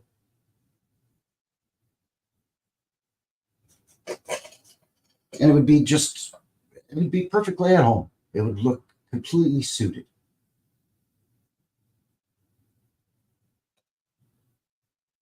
There it is here. You can see the Parliament buildings and the bell tower there in the background. There's the Rideau Canal, and then over here is the Ottawa River. Again, just mesmerizing. Absolutely gorgeous old building. Right here in Canada, eh? Sure, why not? Built on the back of beaver pelt fur industry. There's a nice shot. Again, you got your canal here and the river there. This is a late 20s shot. Look at that. Amazing.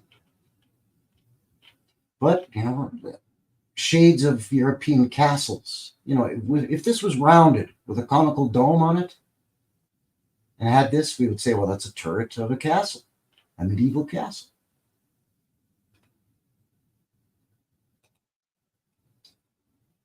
Oh, yes, the jewel in the crown, as it were, especially in Eastern Canada and most especially in Quebec. Quebec City's Chateau Frontenac. Got a 1-year build date on this thing. They say that is for the main structure, and then these came later build dates. Hence, again, that's how they explain away the asymmetry, because it's the Châteauesque style, you see.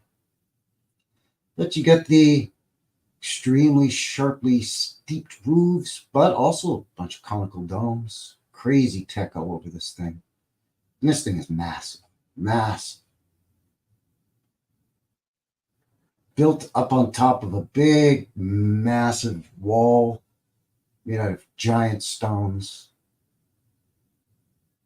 Just incredible. Of course, you have your green.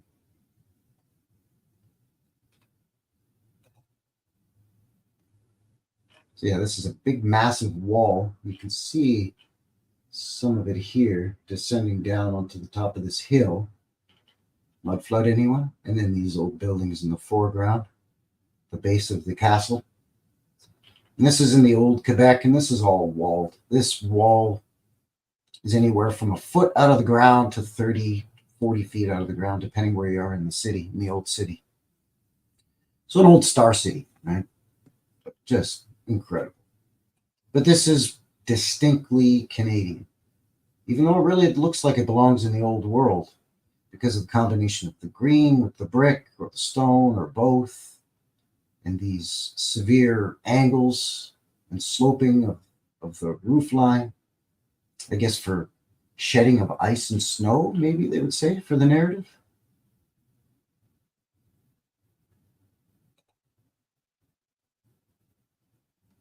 There's a nice old shot. This one's quite early. This is from the 1890s. So it's a Victorian era shot of it. We looked at it from the front. This is just from the say the east facing side, but you can see even here it goes down quite a bit, and then again, just a gorgeous old world building. Even, what's the business going on here? What's this? Oh, excuse me. What's this business here?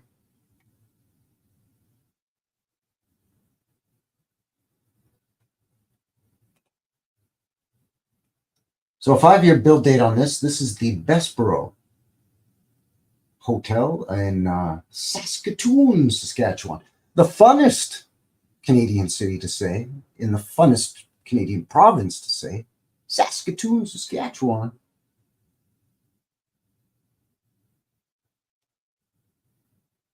Just a beautiful, again, this one, I think it is green. It's just the lighting. But again, that same hallmark design style.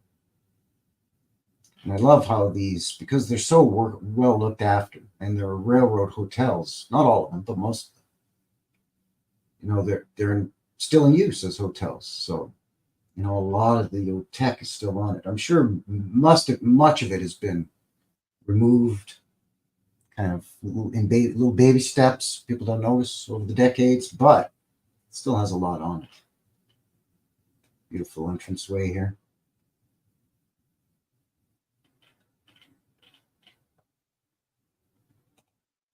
Yeah, there we go. You can see again, that's right on the Saskatchewan River, I believe is what that is. The Saskatchewan River. See, other Canadians will look at that and they'll say, oh, yeah, I think that's somewhere in Canada there, eh? But there's a Tim Hortons right over there across, just down that street there, eh? Get your double and a donut. But really, it could be in Poland or, you know what I'm saying? But the tip-off is the green and all these slopes. Again, I hate to sound repetitive. Here she is back in the 20s. Imagine just coming into Saskatoon, which has never been a big city. It still isn't a big city here in Canada. A couple of 100,000 people, a few 100,000 people, I should say. So, I mean, even if you have a lot of businessmen traveling, I've been to Saskatoon, no offense, but not a major tourist destination, especially back then, you'd have to be cattle rancher, farmer. I mean, they, by the narrative, they had a good economy in Saskatoon and other Saskatchewan cities.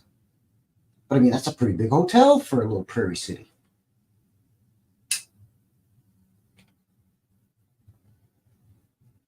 No offense, but who's coming all the way to Saskatoon, Saskatchewan in the 20s, right? You know what I'm saying? This is the Fort Garry in Winnipeg. This is sort of geographically from east to west, right smack dab in the middle of Canada. I firmly believe that Winnipeg was one of those big magical, what I call golden cities, or what's referred to as the white cities of the old world, like Chicago and London and so on and so forth, right? And I think, believe it or not, of all places here in Canada, I think Winnipeg was up there. It's still a transportation hub. It was a transportation hub of the old world with the railroad. And even prior to that, there's so many lakes and rivers all over Winnipeg that it was a transportation hub for the Indigenous First Nations of Canada, our natives. Canoes and kayaks and whatnot. But this thing's a beauty. Again, where are you? Well, we're in Canada, eh? Because it's green and really pointy.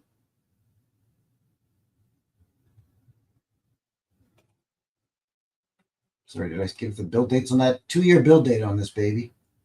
1911 to 1913. Interestingly enough, I believe Saskatchewan became a province of Canada in 1910. I think. Wasn't that coincidental? Lots of little bobules and doodads all over this thing. She's a beaut. There it is right on its old Royal Avenue here. This is, I think, Maine. This is from the 19-teens, mid-teens, 1915, 1916-ish. An electric streetcar down the middle, and then horse and buggy, and later automobiles down either side. Big tree-lined main street. And there was a lot of these big mansions lining here at one point. You can see already some of them are gone now, as they're starting to get rid of the old world at this point. But this thing, just a gorgeous old world building.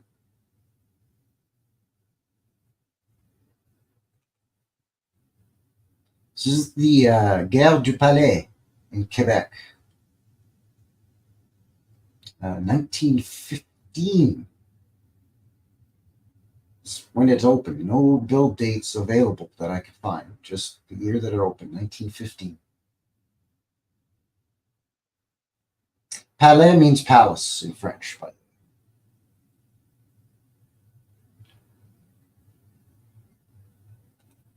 Eric says, old world hamster wheel cranes, that is. Eric says, hey there, bud, family, I got to run. Everyone has a rocking evening. Thank you very much.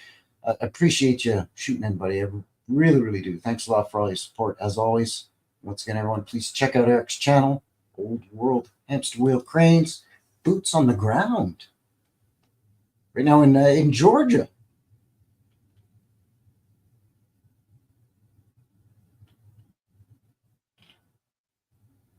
So yeah, this thing's beauty too. Again, the green, and the extreme angles, and look at his dormers on top of dormers. And then looks to me like they staggered them a bit. Yeah, they're staggered so they could still get the tech on top of each one. See that? Now this is obviously modern photo. So I mean, it's still there. It's still like that. Well, I've never seen anything like that before in my life.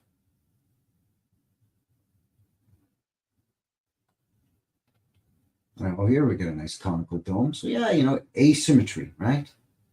So a rounded turret. This one has coining down the sides with the stone. Scrubbed cartouche or a coat of arms of some sort here. Yeah, she's a beaut. Beaut. Not huge, but Quebec has lots of these. Again, see how it kind of elbows and then shoots off in a different direction here? And then across the street, there's an entirely different building. Same style.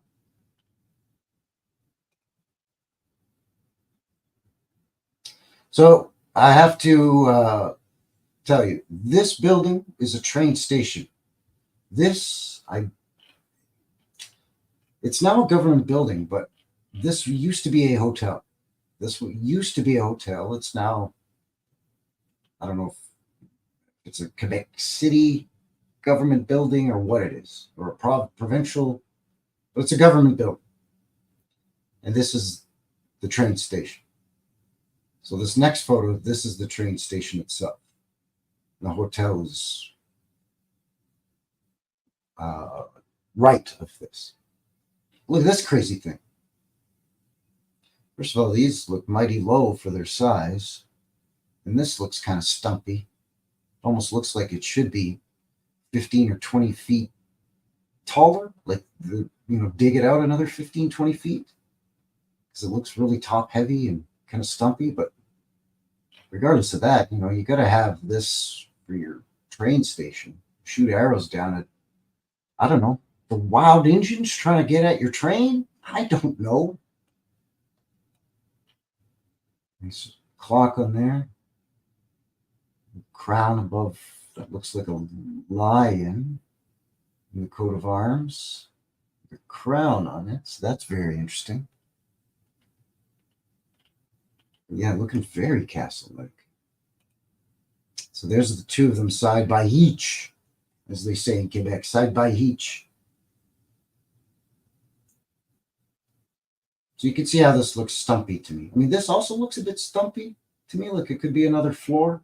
This definitely could be another floor. But either way, very gorgeous. I mean, what do you need a train station that fancy for? Come on, man.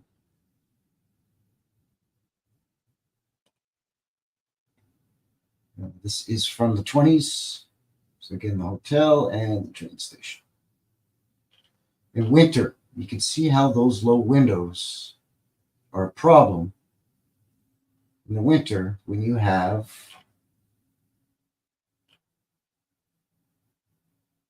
two and a half feet of snow.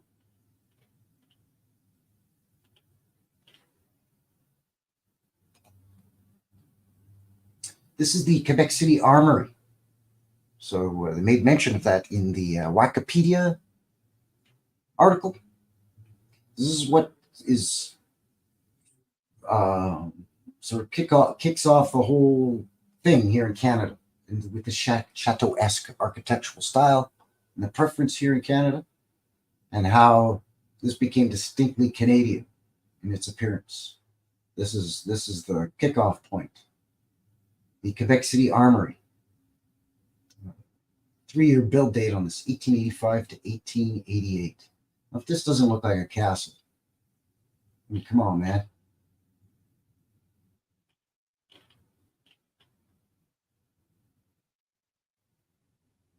Absolutely incredible. And pretty big. I mean, here's a lady. Hello, lady. But it's still looking kind of stumpy to a guy, maybe. But especially at this end, too, because you've got look like low, maybe mud flood windows here, and then you've got to go up to get into this. But you can see again that extreme angle, and then here we've got some conical domes, and here we've got more conical domes. These are like ice cream cones, and all this tech on it. Fire truck going by, sorry. Welcome, Tartarian prog rocker in the box. Good to see you. I should go in there, eh, bud? Like this is Tartanadian, man. I mean, come on. There's a beauty shot. Come on, give me a break, man. Give me a break. With all these difficult angles, this copper sheeting in the roof, rough. All the ether fencing and all this tech. What is this? Come on, man. There's little balls on it. What does that serve? You can't see that. This lady or dude, whatever. These people here about to smooch. Je t'aime, mon chéri. They can't even see that. Which I guess is the idea, maybe. I don't know. It's crazy. But what an awesome place. 3 years to build. There's an old-timey shot of it. This is from the right around 05, 06, 1905, 06. You got to get your cannon just sitting there. So I guess whoever's manning the cannon to defend this fort is just going to get shot rather than putting your cannon inside, because there's really nowhere to put it inside, because it's not an armory. Come on. Oh, here we go. This is the jewel in the crown here in Alberta, that's for sure. And probably the jewel in the crown of the Canadian Rocky Mountains. This is another one that people in our line of research love to look into, the Banff Springs Hotel, nestled right there. The slopes of the Canadian Rocky Mountains, just jumping out of the trees like a mountain itself, really. Kind of a wide swing in the build dates on this, because there are multiple structures that were built during different times. But again, they still managed to keep all of the same designs, even though supposedly they're built at different times. That said, a real beauty. So 1886 to 1927. But the initial build date was, I believe, again, much like the Chateau Frontenac, what they say, this main building. And I think one of these wings, which was 1886 to 1888, I think, and then subsequent add-ons, so they say. Yeah, I mean, it is astounding. I agree. I agree, Bill. Banff is just breathtaking. Absolutely breathtaking.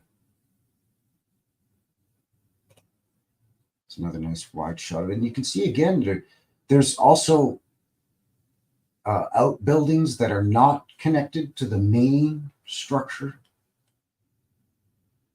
You have the pro shop for the golf courses here, and that's a whole other thing. It's a whole separate little building, but it too has the pointed roof and a conical dome on it, to reflect this. I mean, can you put more dormers? And this almost looking like one of those man straight roofs a little bit. Oops, sorry, got a little crazy there. But I mean, look at all these. You think that's easy? You try. You try. Put a new roof on your house and put 6 dormers on each side.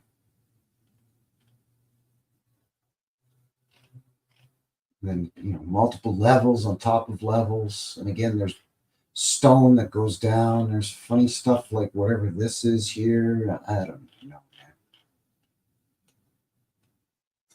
There's big, giant stone retaining walls all around this thing. And again, it's a complex of different buildings and structures, much like the Parliament buildings. Built out of big stones rather than brick. And walls like this, between 3 feet and, again, like 20 feet, depending, all around this thing. There's a nice old-timey shot.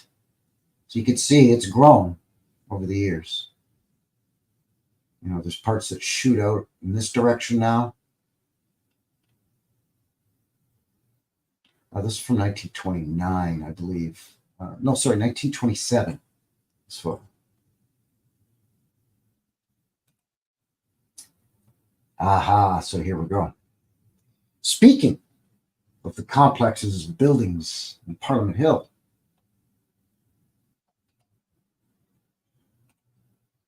Logan says, Bath is my favorite, but I want to save up to go to Revels. Oh, yeah, Revelstoke's nice, man. You can check out the last spike where they join the eastbound and westbound portions of the Canadian Pacific Railway just outside of Revelstoke there at Craigellachie, where they nailed in the last spike. Ding, ding, ding, yay, the railway's finished, supposedly. That'd be kind of neat. But yeah, here we go. This is what everybody or most people think of when they think of, Parliament building. But again, there's multiple structures on this huge 22 acres, right? But again, you have the green and again, the sort of reddish brownish and the exact same roof line with the other fencing and the little doodads and the pointy whatevers, the dormers all over it. Your arches, or in this case, peaked arches. It's almost looking very church-like compared to maybe some of the hotels. Now, this is the Mark II, by the way, of the Canadian Parliament buildings, the first burnt down, of course. Another shot of it here, and you can see, portions of it go down multiple levels as well. Crazy gargoyles and all kinds of pillars holding up cupolas with little nodes all over it.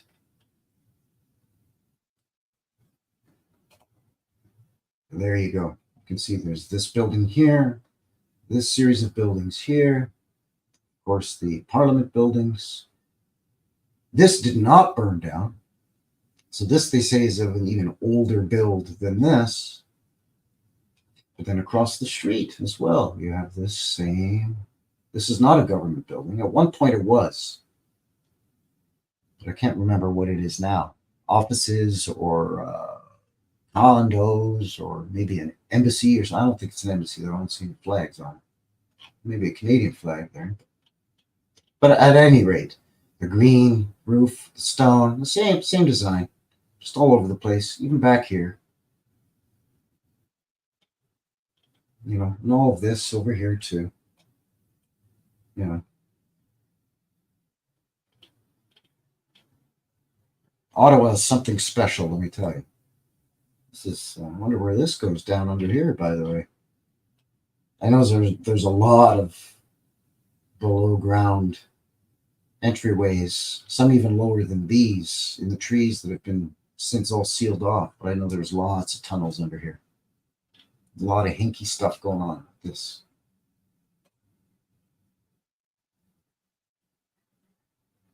Just a bit of a different angle there. This is the Confederation building, which is this building here. This was built in 4 years, from 28 to 1932.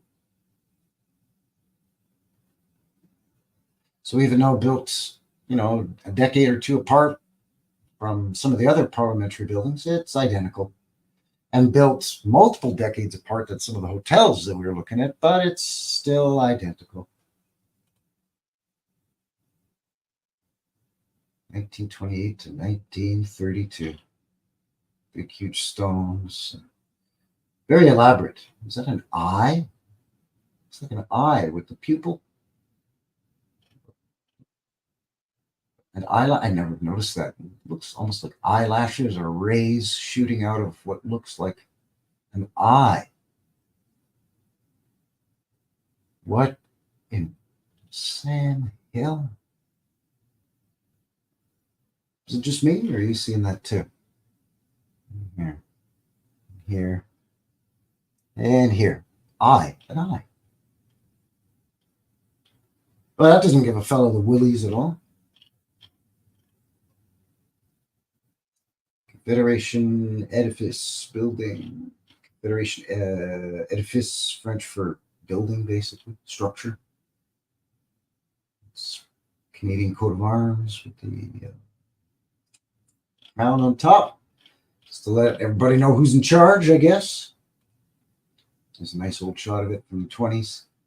It's a beautiful building. Again, the asymmetry that they talk about, right? This shoots off a little bit. This one way larger. Different little conical domes and roof lines everywhere. So it looks out of whack, but it still looks old world. And I guess that's one of the distinctions of the Châteauesque style. Eric Anthony in the box. Welcome, welcome. Thanks for shooting in. Yeah, they worked harder back then. Yeah, there weren't any safety standards. There wasn't any bureaucratic red tape and union rules and policies. All right, so here we go. This is the Mark I of the Canadian Parliamentary Building. The House of Commons building, I guess you would say. Parliament building. 1859 to 1876. And then she burnt down. We can see a little different than the modern version, but a lot of the same hallmarks. That same roof line with those steep angles, slightly different facade, a little bit shorter. I think 2 floors shorter. A way shorter tower, but a crazy top on this thing. Like looking like something out of Turkey or something, you know, a little bit more Moorish or Middle Eastern compared to these. But yeah, apparently that baby burnt down, you know, because all that stone is flammable like nitroglycerin. It'll just explode if you shake it too much. Look at this thing.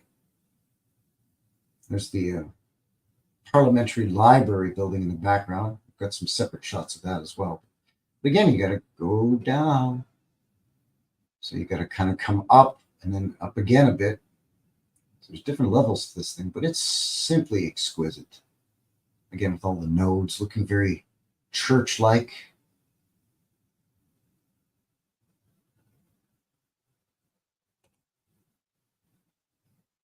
Just incredible.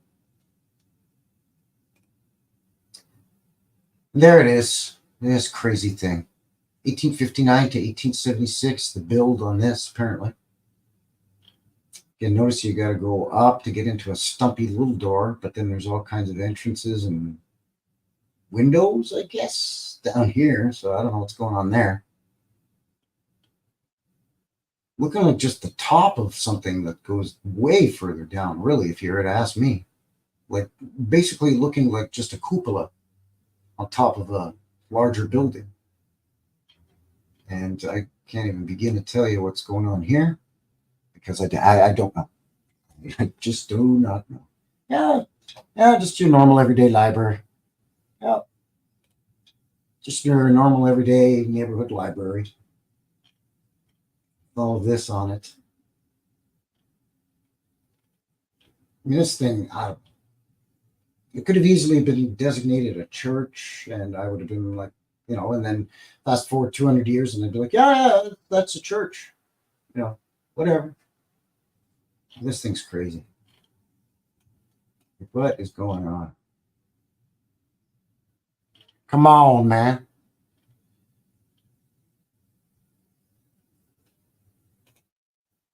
There it is, lit up. Look at that, man. Give me a break, dude. Again, with this, it's a weather vane. There you go, because it's got a little directional thing. Oh, mystery solved. Whew. Great, I can shut it down. I can shut the channel down now. All the mysteries are now been solved.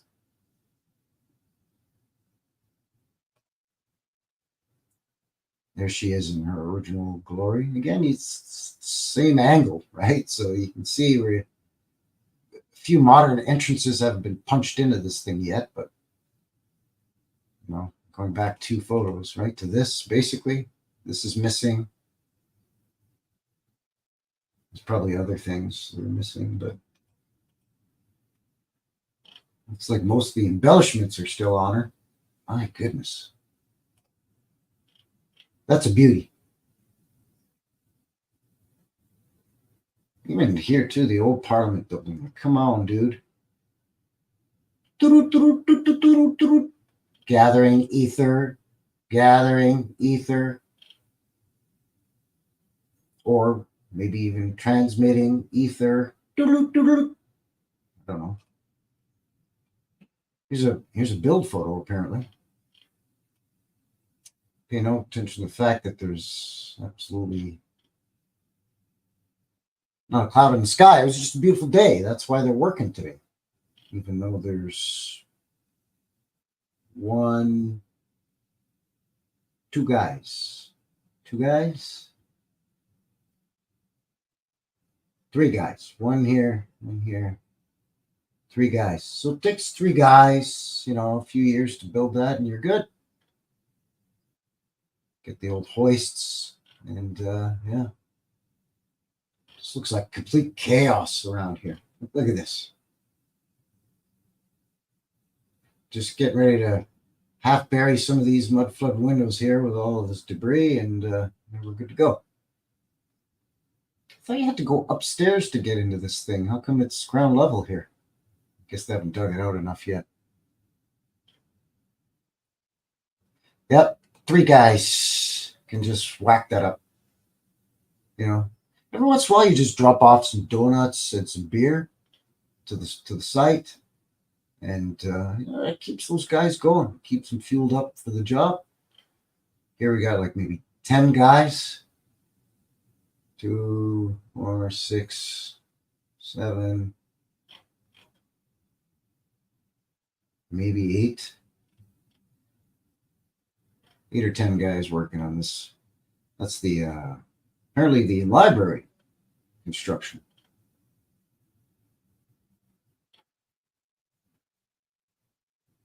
So in this one, I don't even see any hoists set up. So they've got everything set up to build the dome, to start building the dome, even though that's not the shape of the dome. The shape of the dome is like this, but okay.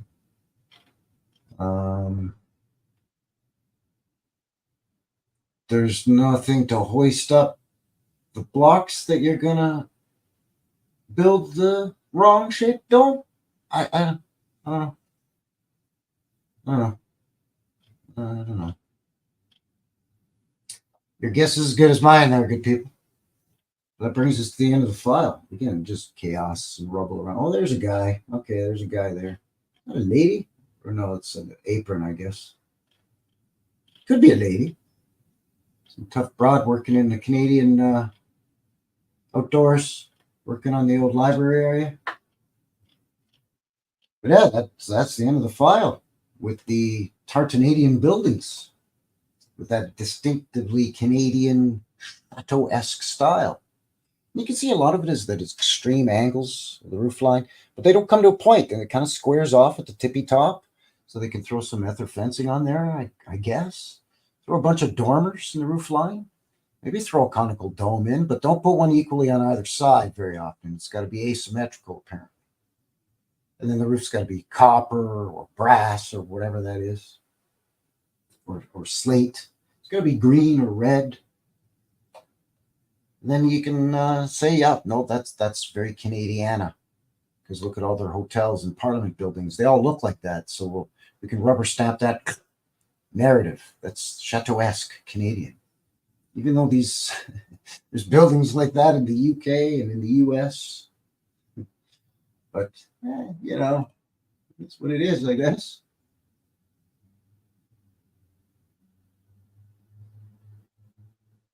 I'm just double checking here to see, because sometimes I miss something. I get ahead of a fellow gets ahead of himself, shall we say? So I want to make sure that I got everything in that file. Yeah, I did. Okay, good. So what'd you think of that? Pretty crazy. Yeah. Well, yeah, they would have the guy supervising. That's usually the guys in the top hats would be the you know top hat guys would be the supervisors.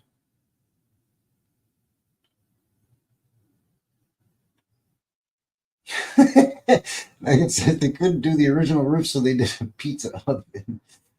Yeah, well, because Hawaiian pizza supposedly was a Canadian came up with that. It's apparently Hawaiian pizza, ham and pineapple. Apparently, that's a Canadian invention. So there you go. Because us Canadians, we're famous for our pizza. When you think pizza, we don't want you to think Italy. No, no, no, no, no. We want you to think Canada, for pizza. Hawaiian pizza. So yeah, it was just a giant pizza oven so that they could feed Hawaiian pizza to the millions of tourists that come to Parliament Hill and in Ottawa to see the Parliament buildings, and maybe have lunch in the Parliamentary Library.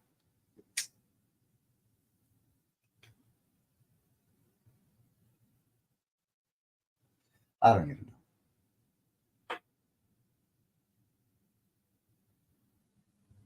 Ringling Brothers. Sherry is talking about the Ringling Brothers Palace. Is that in New York? No. Let me look at that here. Let me see. Goggle it here.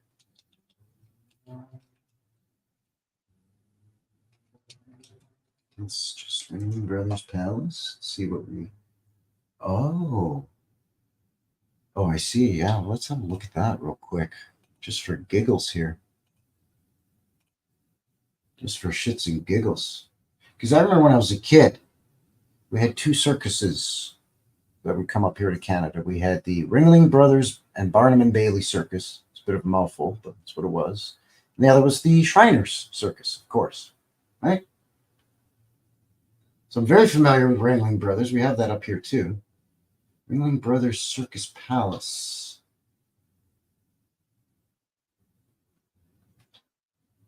Yeah, look at that place. Very, yeah, very old world looking. What's the story on that thing? 1926. 2 years. Huh. Of course, 2 years. Of course, 2 years.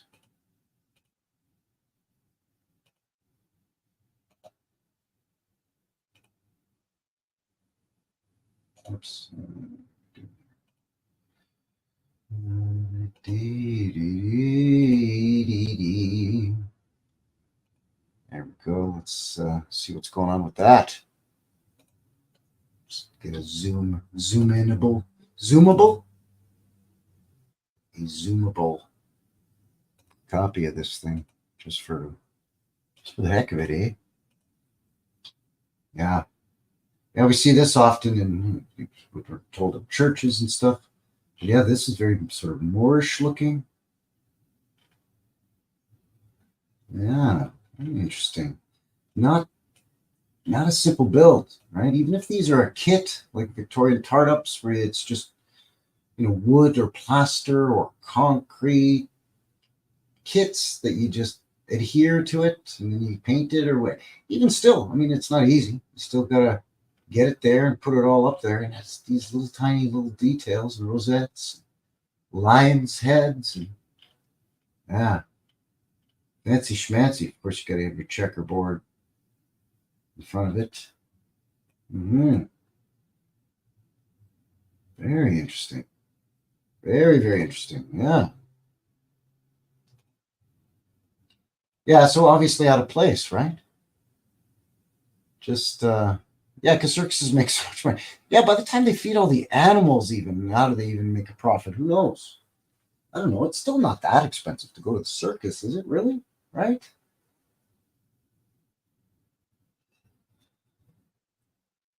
Well, she says the inside is incredible too. Yeah, I don't doubt it. I would say that really it's marble. Wow. I would say that thing's repurposed, right? To me, Mecca says he had his best pizza in Canada. Really? Huh. I know Montreal's got great pizza. Montreal's got excellent pizza. Sure, you gotta have some veggies on pizza too, of course, right? Like myself, I like me a good pepperoni with mushrooms, green pepper. Maybe throw some tomato and onion on there too. Yeah. Oh yeah, for sure. The lion is definitely, it means something, right? Like we've heard other content creators like Beaks, right? Stuffed Beagle refer to as Tartarian lion. But we see the rampant lion, right? The lion rearing up on its hind legs, feet, paw, foot, paw. So, Tommy, where have you been, huh? I've been watching Newest Reset. Huh? Well, it's New West Reset. It's this thing on YouTube. He goes around, he does his boots on the ground thing. He'll tell you. Say you care. Howdy, Uki. Welcome, Uki in the box. This is the Fairmont Hotel in Canada is wild. Dead, so counted, but it isn't as extravagant. Well, which Fairmont Hotel, right? There's I mean, the Banff Springs, the Fairmont Banff Springs, I mean, they're here in Calgary, the Fairmont Palliser. They're incredible. The Royal York in Toronto. Yeah, incredible stuff. Incredible stuff. But yeah, the lion, the Scottish rampant lion rearing up on its hind legs, which in the Canadian coat of arms we have that too. We have the rampant lion on one side of the shield, and on the other side is a unicorn, I believe, rearing up. A white unicorn with a golden horn, tusk. Whatever they call that. I don't know. Oh, Chateau Whistler. Chateau Whistler, right? That one slipped past me. Okay, I'm not going to lie. That one slipped past a guy. Chateau Whistler, right? Let's have a look at this thing. Whistler. Oh, man. Yeah. What's the story on that thing? Let's just let me have a quick peekaboo here first. Huh. Yeah, I don't want booking.com on it. I just want to get the story on it. I'm going to go back to images here. for a second. Just share. Yeah, this thing. Huh. Yeah, that's why. Thank you. Thank you very much. There's another ambulance or fire truck goes by. Sorry. Yeah, thanks, Suki, for sharing that. It's completely new to a guy. Totally new to a fella. Look at that.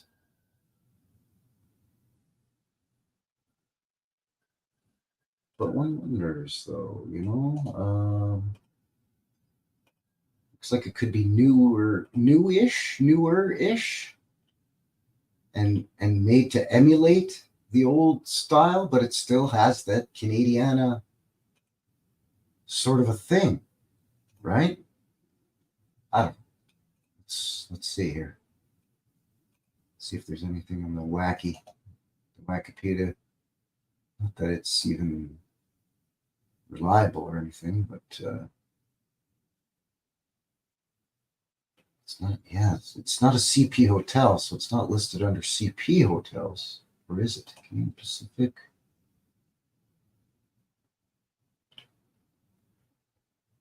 Chateau Whistler. I'm not seeing it.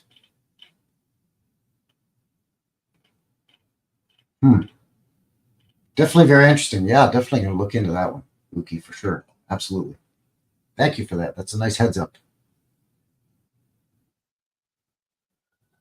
Thank you. Thank you. Jesus loves you for all eternity, says, nice work, brother. Thank you very much. Appreciate that. Yeah, well, yeah, lions are everywhere.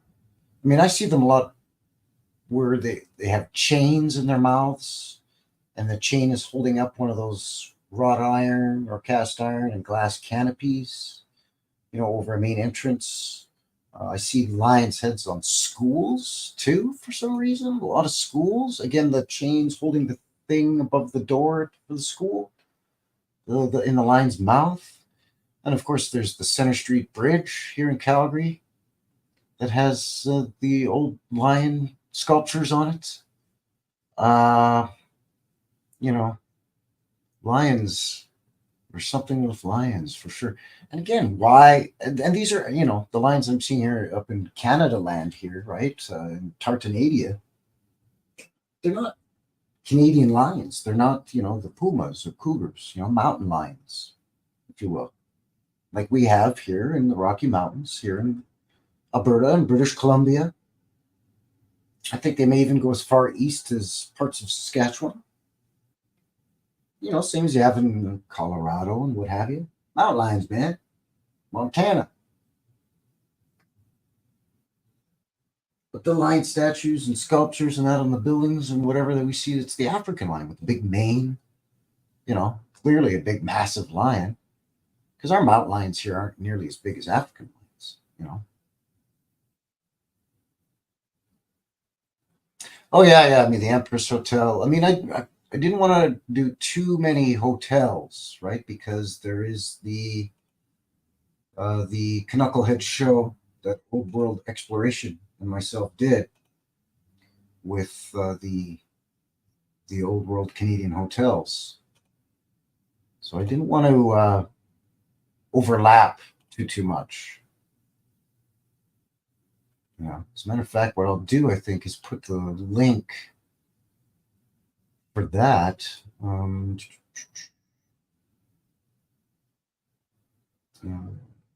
the chat.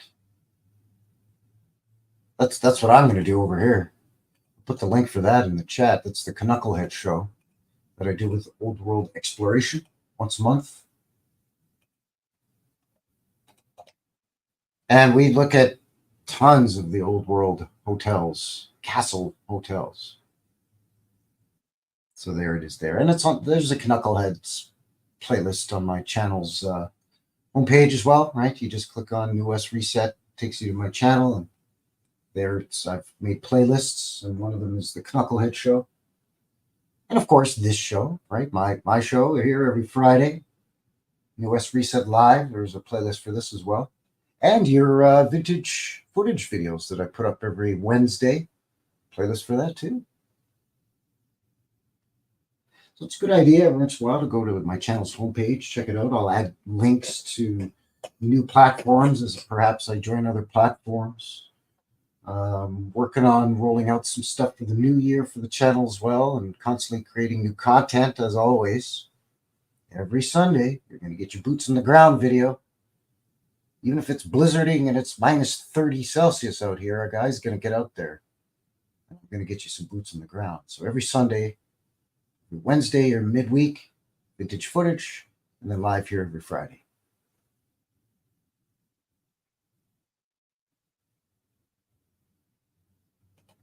Really? Your national football team, and by football you mean soccer, the Orange Lions. Huh. Oh, yes, Bach Tower in Florida. I have seen through Joe Cool and also Campbell, Autodidactic.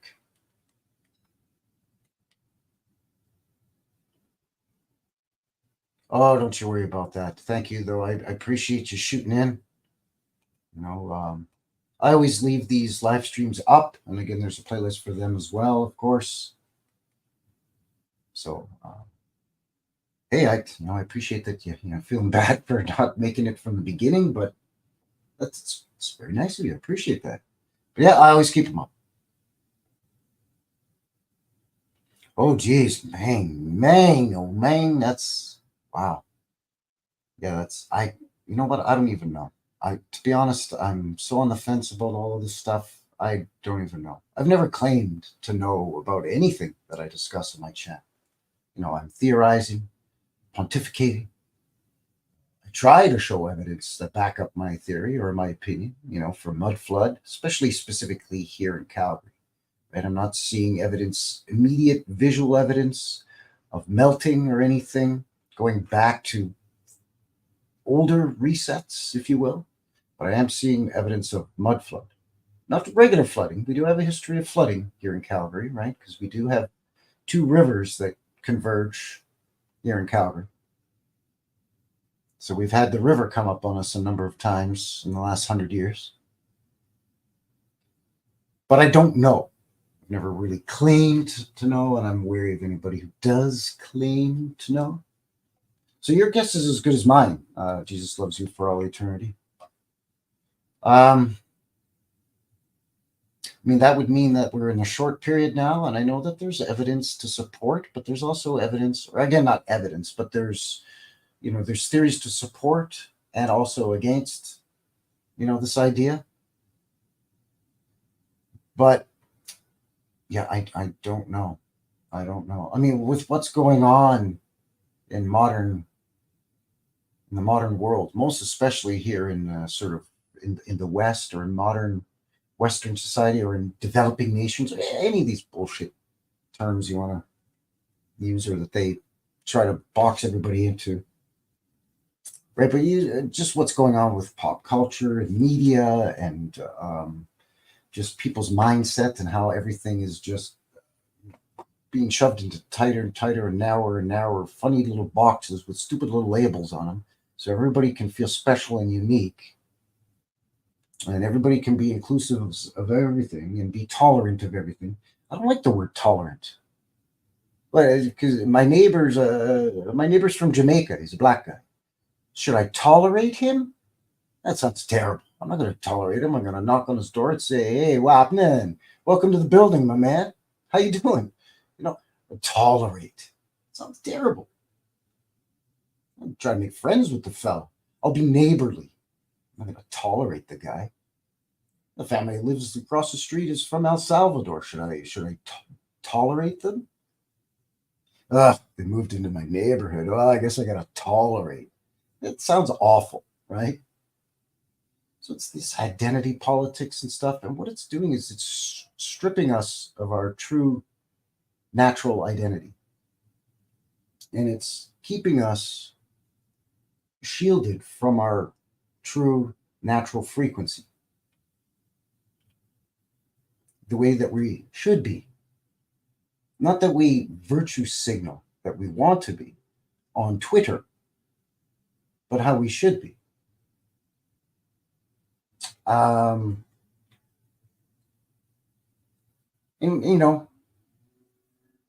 God forbid you disagree with somebody. It used to be, God forbid you disagree with somebody on the interwebs, right? Because then you just get into a big long thread war. And I mean, who cares? You're just angrily tippity tapping on your keyboard anonymously to somebody else who's anonymous. Who cares, right? But IRL in real life, these days now, even now, you know, you disagree with somebody politically or whatever, identity politics is the topic, people will just blast you in the face. Like they'll punch you in the face. They'll, whatever, right? Push you in front of a bus. Like people are nuts. So I think the way that the realm is now and the way people are acting now, I mean, I wouldn't be surprised if we were in the short season, some kind of crazy hell, being run by evil. But then another part of me just thinks that it's just because people are so disconnected and they're fooled into think that they're getting more connected. By having this thing in their face all the live long day, they think that they're more connected to the world than ever. No. How about instead of tolerating your neighbors, you go out and be neighborly in real life with your neighbors? You know what I'm saying? But I don't know, if we were in the short period or short season or whatever you want to call it, I think it would be much worse than it is now. It's bad. I mean, there's, big bada booms being dropped in various parts of the realm as we speak. And people being deleted. If you catch my drift, I gotta watch my P's and Q's, obviously, because Trudeau in Canada and our freedom of expression ain't what it used to be on our Charter of Rights and Freedoms. But anyway, I think you see what I'm getting at. But I think it could be much worse, right? So who knows? I don't know. I tend to try to lean more towards positive, because when you look into the stuff that we look into here in this area of research, it can get you. It can be daunting. It can get you frustrated. It can get you angry. It can get you depressed. A guy can just feel down in the dumps. You know what I'm saying? Feel lower than a couple of mud flood windows shooting down into the ground. You see what I'm saying? So I try to think positive. That's why I like doing boots on the ground. I like showing what I see, and so people can use it as a sort of a point of reference, a little puzzle piece of data, and collate it and compare it to other data that other boots on the ground channels are showing from other parts of the world. We could see that it's very similar everywhere. But the other reason I like to do boots on the ground is just to get outside, man. These areas of the city that I'm exploring by the official narrative are older parts of the city. Big, beautiful, mature trees, aesthetically gorgeous buildings made out of stone and brick and, absolutely beautiful to look at in wonderful surroundings. Sure, once in a while I got to go downtown to find that one crazy old world building that's amongst all the ugly skyscrapers. But for the most part, there's parks. I'm in residential neighborhoods. I'm in cool older parts of the city that are just more pleasing to be. If I've got to be in the city, they're more pleasing to be. Even the neighborhood I live in is one of the oldest neighborhoods in the city. A lot of parks, a lot of big, beautiful trees, lots of birds chirping. So if I feel that I'm getting a little bit, angry or frustrated at what the powers who should not be are trying to do to us or are doing to us or continually trying to roll out their agenda or however you want to look at it, I know that I can at least go outside and witness some creative, beautifully and aesthetically pleasing things that somebody built at some time in the past that I think weren't completely destroyed in a recent, in my area, localized reset, part of maybe an overall larger series of resets, some happening simultaneously in some areas and some happening in quick succession or in sort of a 50-year time period, say, give or take. But some of them are just as beautiful now as I'm sure they were in the old world.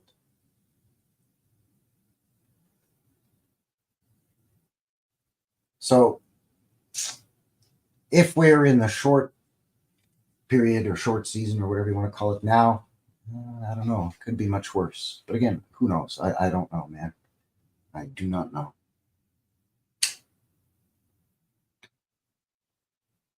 What do you think? What are your thoughts, everybody in the box? It's definitely an interesting subject. And by the way, another channel shout out. There's No Place Like Home, which is a channel where she's, her name is, starts with an S. Forgive me.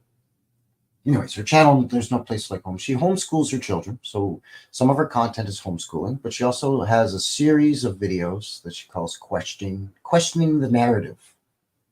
And she often addresses the short season, the millennial reign, and it's very Shelley. Thank you, Shelley. Yes, Shelley is awesome. Michelle, I believe Michelle has also covered, and I mean a lot have covered it, but Shelley sticks out for me because she was one of the earliest channels that I remember kind of coming across when it comes to this sort of line of research. There's No Place Like Home. Of course, John Levi. But it was Shelley's channel that actually is how I found out about Streets of Tartaria. Right? Caleb's channel.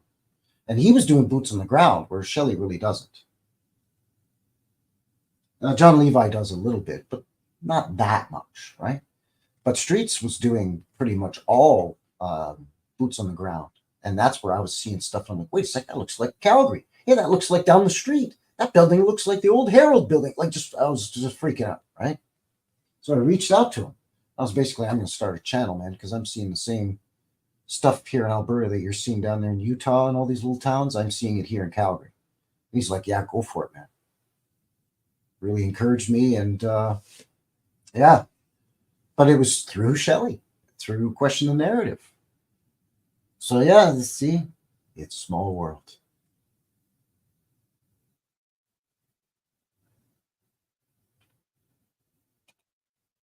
Exploring Tartar. Yeah, I mean, there's tons of great channels out there. I mean, Michelle Gibson does some really in-depth deep dives and multiple projects on the go at the same time.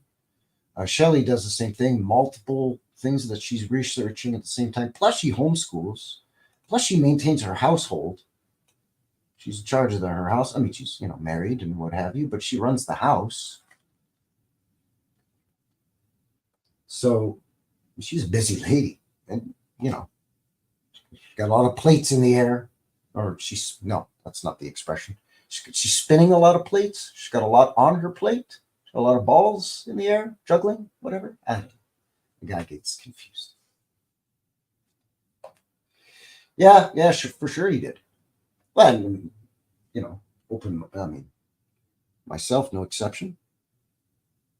Did a lot to open mind too, or even just to have me really seriously think about a lot of questions, right? Like really think about stuff that he was questioning. And of course, channels that he shouted out and recommends, right? As a lot of us do. Yeah, she did recently do live stream. She doesn't do live streams often. But yeah, Shelley. Yeah, very, very good.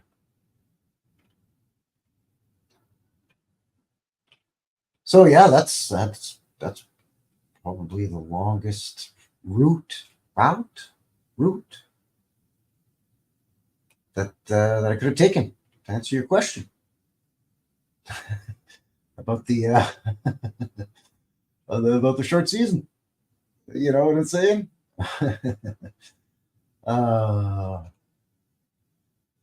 Guy tends to get long-winded. But I mean, a great question. Who knows, right? Who knows? Who knows? Could be a lot worse, but it could be a lot better too. But I think as more and more people have that veil slowly being lifted, or at least having somebody kind of tap on the shoulder and say, hey, have a look at this over here and see what this guy's talking about over here and what he's questioning, or what this lady over here is questioning, right? A lot more people are opening up to that sort of thing, and rather than being completely dismissive. Thank goodness, as much as I just finished going on a tirade about people being, too distracted by these things and having their own agendas and stuff, there are a lot more people than there was even a few years ago, at least in my experience, that are, at least not being so quick with the knee-jerk reaction when somebody questions. I'm not talking about trolls online and stuff. I'm talking about, legitimate folks that are just like, well, wait a sec, what are you talking about here? A lot more receptive than even just a couple of years ago.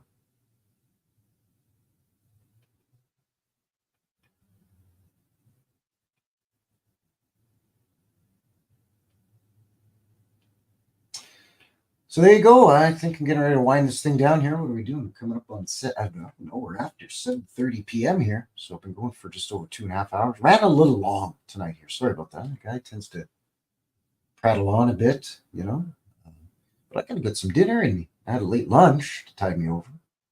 A snack. Had a little snack before going live here, but got some homemade beef stew. So I'm going to tear into some of that.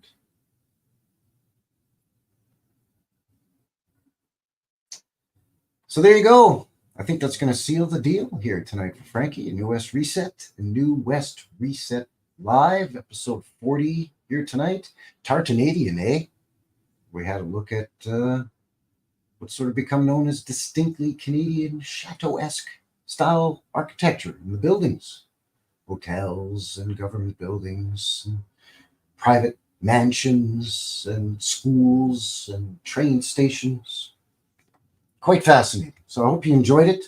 Once again, links for all of the sources in the Wikipedia and so on in the description below, as well as links for me over on BitChute, MeWe. My email is there as well if you want to throw a guy any ideas for future live streams, if there's anything that you find interesting, that you think I would find interesting. I try to keep it Canadian content as much as I can.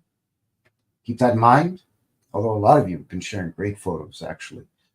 Bill's been sharing some stuff. George has shared a bunch of stuff. So yeah, keep it coming, by all means. The link's also for Rumble down in the description below as well. We've been broadcasting simultaneously live over there tonight, as per usual, or try to anyway, over on Rumble. So thank you very much to everybody over in the box on Rumble for joining as well. And there you go. We'll see you next Friday for another live. Till then, take care out there, everyone, all right? Have yourselves a good one, and we'll see you again soon. Cheers.